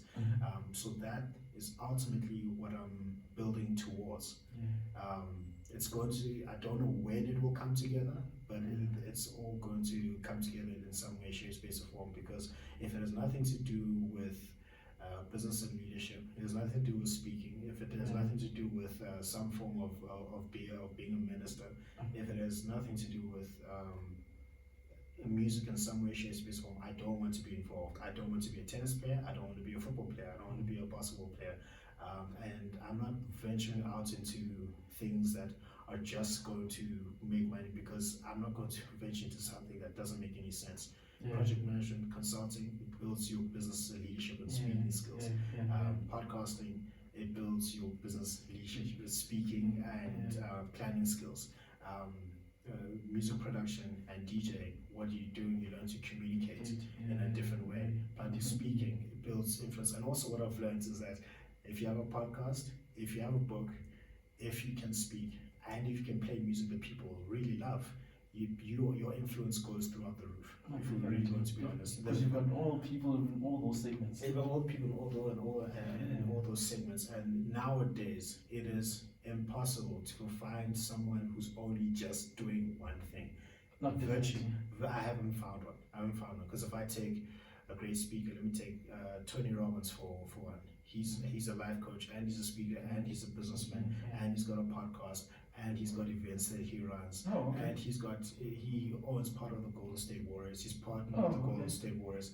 So how is that only just one thing? Definitely. So I'm not venturing into politics. I've got no interest into politics. I'm not venturing into law. Just watch the lights. Watch the lights. Watch the lights. So, Let's put it up. I think I pulled it. Give me a second. Wait, hold it. Oh, well, this is embarrassing. I'm the first guy to bring on the light. Alright, let's just bring it closer. Oh, I think I kicked it. Alright. You're just saying some beautiful stuff there. My feet got kind of excited. Your feet got kind of excited. Yeah. We'll keep that in as part of character. So there's no ways you can just be doing. I'm not interested in like law, politics. I'm not interested in becoming a scientist. I'm not interested in being a carpenter. I'm not interested in just venturing into a business that I don't understand. Because I mean, in terms of investing, it has to be technology, it has to be property, it has to be cryptos, NFTs, because I'm excited by that. I'm not going It's to. what you do and what. That's what I do. It's what you know. It's what I do and what. I'm not going to be a farmer. I've got zero desire to be a farmer. I've got no. I don't want to be a truck driver. I don't want to be in construction. I don't want to be a pilot. I don't want to invest in things that have got zero to do with me. So that's ultimately what I'm building towards. The next stage in my development is to really start getting people to help me at a bigger scale. I need people to help me a lot more, especially when I find it in this organization I do work with. I primarily would like to be a one-man band, but I can't do that. I can't scale, I can't grow, I can't do more if I'm a one-man band. One thing that getting married taught me is like, I had my team of groomsmen. I had my team of groomsmen. I had my family. I had my wife's family helping out. You can't do anything by yourself. You're not an island. You're not an island. So that's what that's the team that I'm building around. That's where I'm going. It's going to take me the rest of my life to do so. So that's what I'm building towards. So that's the basketball dynasty that I'm building, because because we've got these different elements, but they all need to work together to set to something. So I'm not going to go. I'm fortunate that the things I'm interested in can yield a lot of money. I'm fortunate to, because think about it. If you're an Olympic gymnast, you earn far less than a tennis player does. Like Rafael Nadal has made hundreds of millions of dollars being a tennis player. Fortunate for him, the sport of tennis is structured in such a way that allows him to make those millions of dollars. And fortunately for some other industries, they're not as matured. Not to say that you can't make it, but it's just a bit tougher for you to make that type of money. So I'm fortunate that I really have an innate interest in IT, and now everything is powered through IT. The computer that I'm using, the equipment that I'm using, everything is technical and it's got IT. So some people said it looks like you're doing a lot of things, and then I reflected, I'm like, maybe I'm doing a lot of things. Maybe I am actually. Just 2 comments and the last question. One comment and the last question. I grew up with a grandmother who used to do. I don't think it was her being negative or not, but it's again going back to that's what they knew. You can't do everything. So that's the comment, that we can't do everything that we want to do. That we want to do. The issue is that, are you going to focus on making them sync together, like you say, or are we going to just throw everything around? I really resonate with everything that you just said with regards to with whatever I want to do. That's the plan as well. It's like somehow everything is interlinked. Somehow. It has to be interlinked. Something has to be. What are we doing? And then the question, I think this is the last question from me. I've been reading a lot of Wall Street, Silicon Valley stuff. I'll say it. If ever, what's your take on Okay, I don't know how to put my question, but I'm gonna try. Mm-hmm. I'm gonna make an analogy. Yeah, yeah. You own Batu or Drip or whatever. Mm-hmm. Nike comes to you with what you're doing. Yeah. Nike comes to you and is like, look, we want this. Mm-hmm. What do you do? Do you sell? Yeah. Take the money and go? Yeah. Because you've done enough as far as they continue? Yeah. Or do you hold on and like, no, I want to push this as far as I can? It depends what I got into. I started the brand for ultimately. No, I'm saying literally on this playmaker. Oh yeah, yeah, yeah. That you're building on this. Let's call it a conglomerate that Yeah, you yeah, build. yeah, yeah. You've got a podcast, the MG brand. Yeah, You've got yeah. podcast. You've got a books. Yeah. You've got your music. Yeah, yeah. You've got your project management. Yeah, yeah. What else? What am I missing? You've got the speaking as well, yeah. Okay, yeah, you're speaking, and then you've got the IT side. Yeah. Now this is a big. Now you've created this Huge up and coming thing. Yeah. Right. Mm-hmm. Now someone comes and like, no man, you're building something that we like. Mm-hmm. Sell it to us. What do you do? Sure. Look, listen. If this is, I would say no. Is it out of sentiment? I don't think that's out of sentiment. I think it's out of why I am building it. I'm building what I'm building.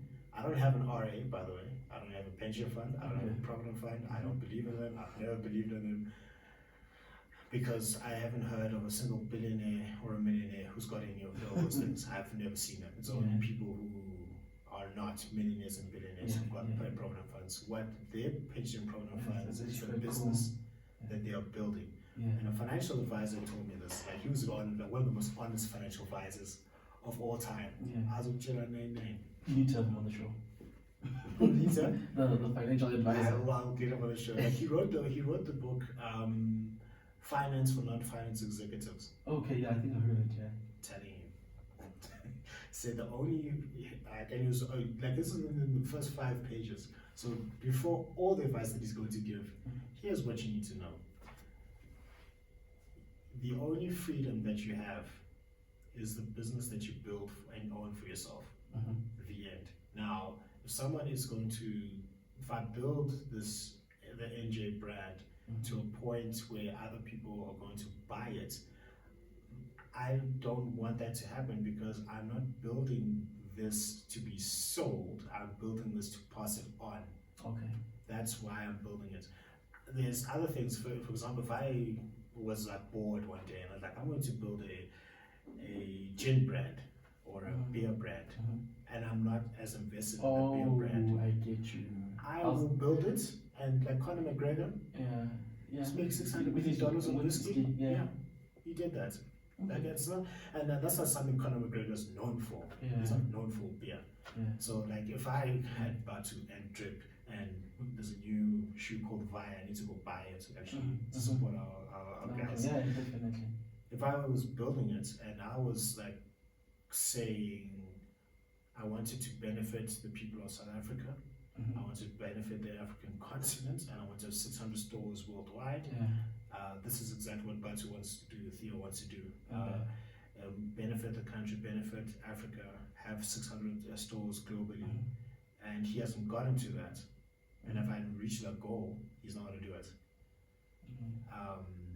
But if it's something he wants to pass on to his children, then he'll do it. But like for me, like if I was to build this podcast, like Joe Rogan, let's give Joe Rogan as an example. He hasn't sold his podcast.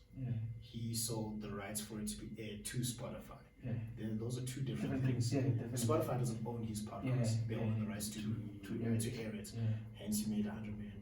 Like now, if he sells his podcast, he has to stop being Joe Rogan podcast, so other people are running it while he's still alive. I don't think his soul would allow that. I don't think his soul would allow that. So with regards to all of that, it's basically legacy. Yeah, 100%. There's a lot of legacy. There's a lot of societal benefit. And so on, right? Now, I've been facing quite a bit of a dilemma with that. You know, I tend to feel that in this modern age that we're living in, we're at that. Remember, you mentioned those 8 types of business people. Those stuff. We didn't even finish those. The 8 types of. Let me actually finish them. Okay. So then we talked about the creator, we talked about the modifier, we talked about the trader, we talked about the analyzer, we talked about the star. I won't remember the last two, but one I see your wealth type being is a supporter. Yes, it's actually in one of the books, right? You're a supporter. What a supporter is they support someone else to build a big business and they become rich by doing that. So there's his name is Steve Ballmer. Yeah, I know Steve Ballmer. He helped Bill Jeezy. Bill Gates. Bill, please come on the show, please. No, definitely. Yeah, so we will pray and fast. We will pray and fast. So Bill Gates built Microsoft. Steve Ballmer helped him build it, and he became a billionaire in the process. So what supporters are exceptionally good at doing, they'll get behind someone who's got the vision and the mission, the goal, and they're like, how do I support you? How do I help you? How can I help you close this deal? How can I help you bring this person in? How can I help you do what you need to do to get to the next level? Those are supporters, and that's underrated. It's like in basketball, you talk about like Steph Curry, but no one talks too much a lot about Draymond Green. A lot of people talked about Michael Jordan, but he didn't win without Scottie Pippen. LeBron James, he wishes he won by himself, but he had AD, he had who's this guy from the Miami Heat? He had Chris Bosh, and he's married to Gabrielle Union. Dwayne Howard. Yeah. Was it Howard? Dwayne White, it's Howard. The one who's married, his name is Dwayne. Yeah, Dwayne Wade. Sorry. Dwayne Wade, D Wade, D Wade. Wade. In Cleveland, he had Kyrie Irving, he had Kyrie Kevin Love. Those are supporting cars, supporting roles. However, they can be like Robert Horry. He has 7 NBA championships. He's the greatest role player of all time. He's not the star of the show, but those teams would not have won had he not been there to make the critical shots. So that's what the wild type I see you in. Like you are a strong supporter. You normally have two pretty dominant wealth types. Mine is I'm a star and a modifier. Really, like I don't create things from scratch. I see what's working and I tweak it. And then a star is like the personality or the person. The wealth type works for me. The other wealth type of yours, yours may be a creator, maybe a modifier. I think I'm more of a modifier. You're more of a modifier, okay. That's where I was going with the question. The modifier, Because sorry, I hope I didn't cut you off. No. It was more about I've gotten this point that the world has become so modern. Most things are already done, right? I'll make an example again of the Batus of the world and stuff like that. If I was at the helm of that, and a Nike or an Adidas or whoever came and said, "Look, you want to buy what you're doing?" like I wouldn't sell everything totally. You'd sell a part of it. Yeah, I'd sell a huge chunk because they can. I think they've been doing so well to push where they are right now, especially in that industry. You know, it's like that's why I'm reading a lot of the silicone stuff and with the startups, the tech startups. It's so easy for the tech startup. Like the guy, there's even a series about it. It's called Silicon Valley on Showmax. I've seen it.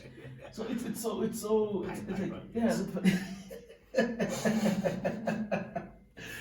you get that. So it's influencing me a lot with regards to the way that business has become so modern.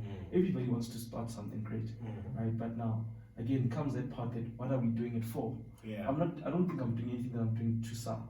But I've realized that if someone can do it better, and I can still get paid for it, I'd let it go. So no, I get that. No, that's a very credible argument. You like the way I understood your question was that you want to sell everything completely. No, not everything, but like that whole thing. You partner with them. Yeah, partner or just give away full control, if I can put it that way. I would because you're bringing partners who know things that I don't know. As long as I've got like a controlling share. You know, the other one is the Shoe Dog.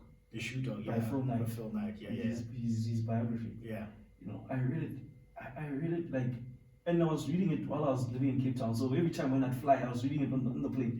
You know, I think after 6-7 flights, you know, so I was reading it like hectically. So he included investors into his company and stuff like that. So obviously now Nike is huge. You know, I don't know how much percentage he has now, but he brought me that you know sometimes maybe including others in what we do is not a bad thing. No, I don't think You know, so. so it goes back to your point of you can't work as an island on your own. Yeah, no, You know? yeah. Because I've learned that as well, that in business in South Africa, a lot of the issues that we have is that people want to be on their own. That's why people will always be SMMEs, will never be corporates or big conglomerates. Yeah. You know, because there's this thing, I started, my company's name is Miela Business Enterprises from the ground and whatnot. But in order for growth to take place, you need to include us. Yeah, you do. You know? 100%. So that's I just wanted to pick your brain on that. Is it as just as that hold on to the NJ brand? Yes, that's you. That's the legacy. Yeah. But when you talk about, for example, for music, for example, right? I'll partner 100%. If there's a kid who's better than you know, out there. You know, if there's a guy who does public speaking better than you, someone who can concentrate more on the project management aspect.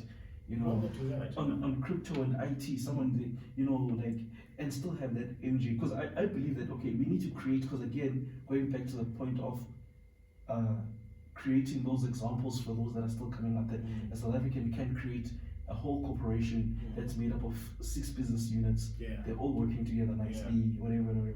You know, it's important that we have that, but I feel like we shouldn't be holding on to legacy at the expense of growth. 100%. And expansion. 100%. So I don't know if you know the talk that was given by Nathi Mabena on the fundamentals of business, where he talks about the difference between his grandfather had a retail store, like a tuck shop. It's Plaza. I don't think I watched that one, but check it out. Like, go some valuable information there. And he takes, he says that his grandfather had started in 1978, somewhere around there. He started that spaza shop, and then now it's nowhere. And then now the guys from Cape Town, Stellenbosch, Whitey Basson, they started ShopRite, and now they do 181 billion rand in turnover. I think it's more now.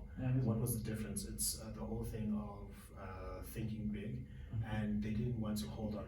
They didn't want to just say, I'm just going to keep this thing small because of my own legacy. They partnered with other people, and then they were able to grow it through a lot of mentorship and infrastructure and big thinking and partnerships.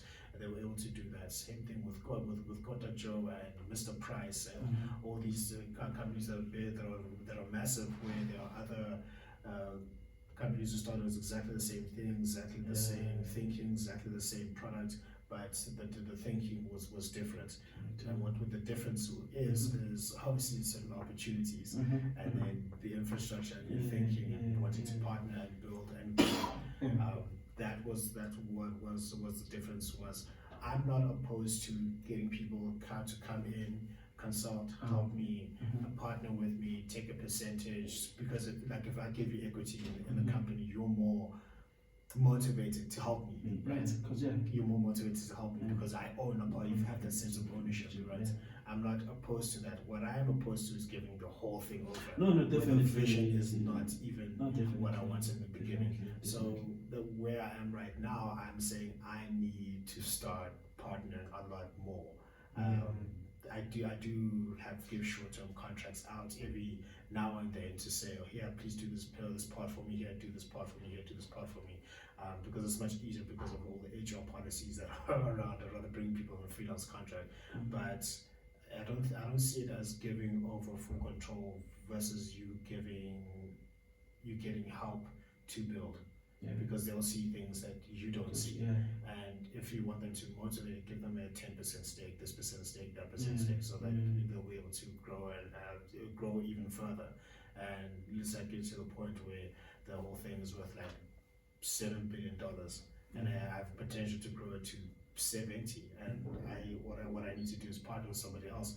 It's much better to have 50% of 70 than 100% of 70. No, definitely. So that's the way I see it. I don't see it as giving over control of your business, because some people may know far more than you do.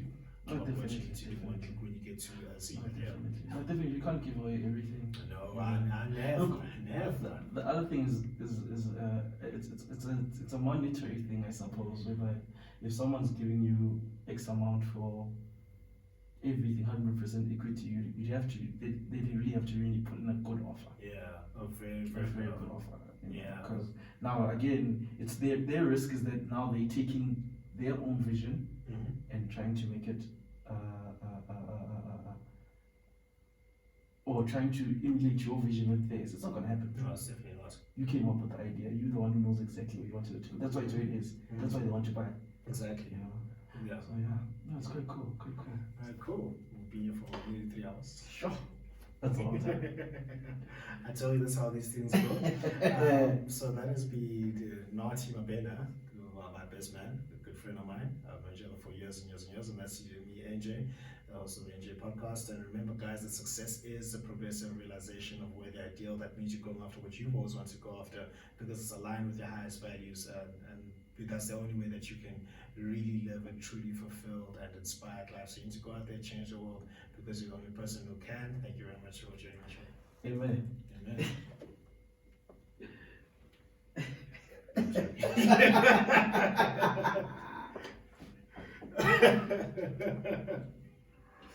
There you go. You done? Yeah, Okay, cool. it's amazing. Thanks, man. That was great. That was a lot of I fun. had fun. Yeah, and I'm asking for a part 2 so I can talk about trucking.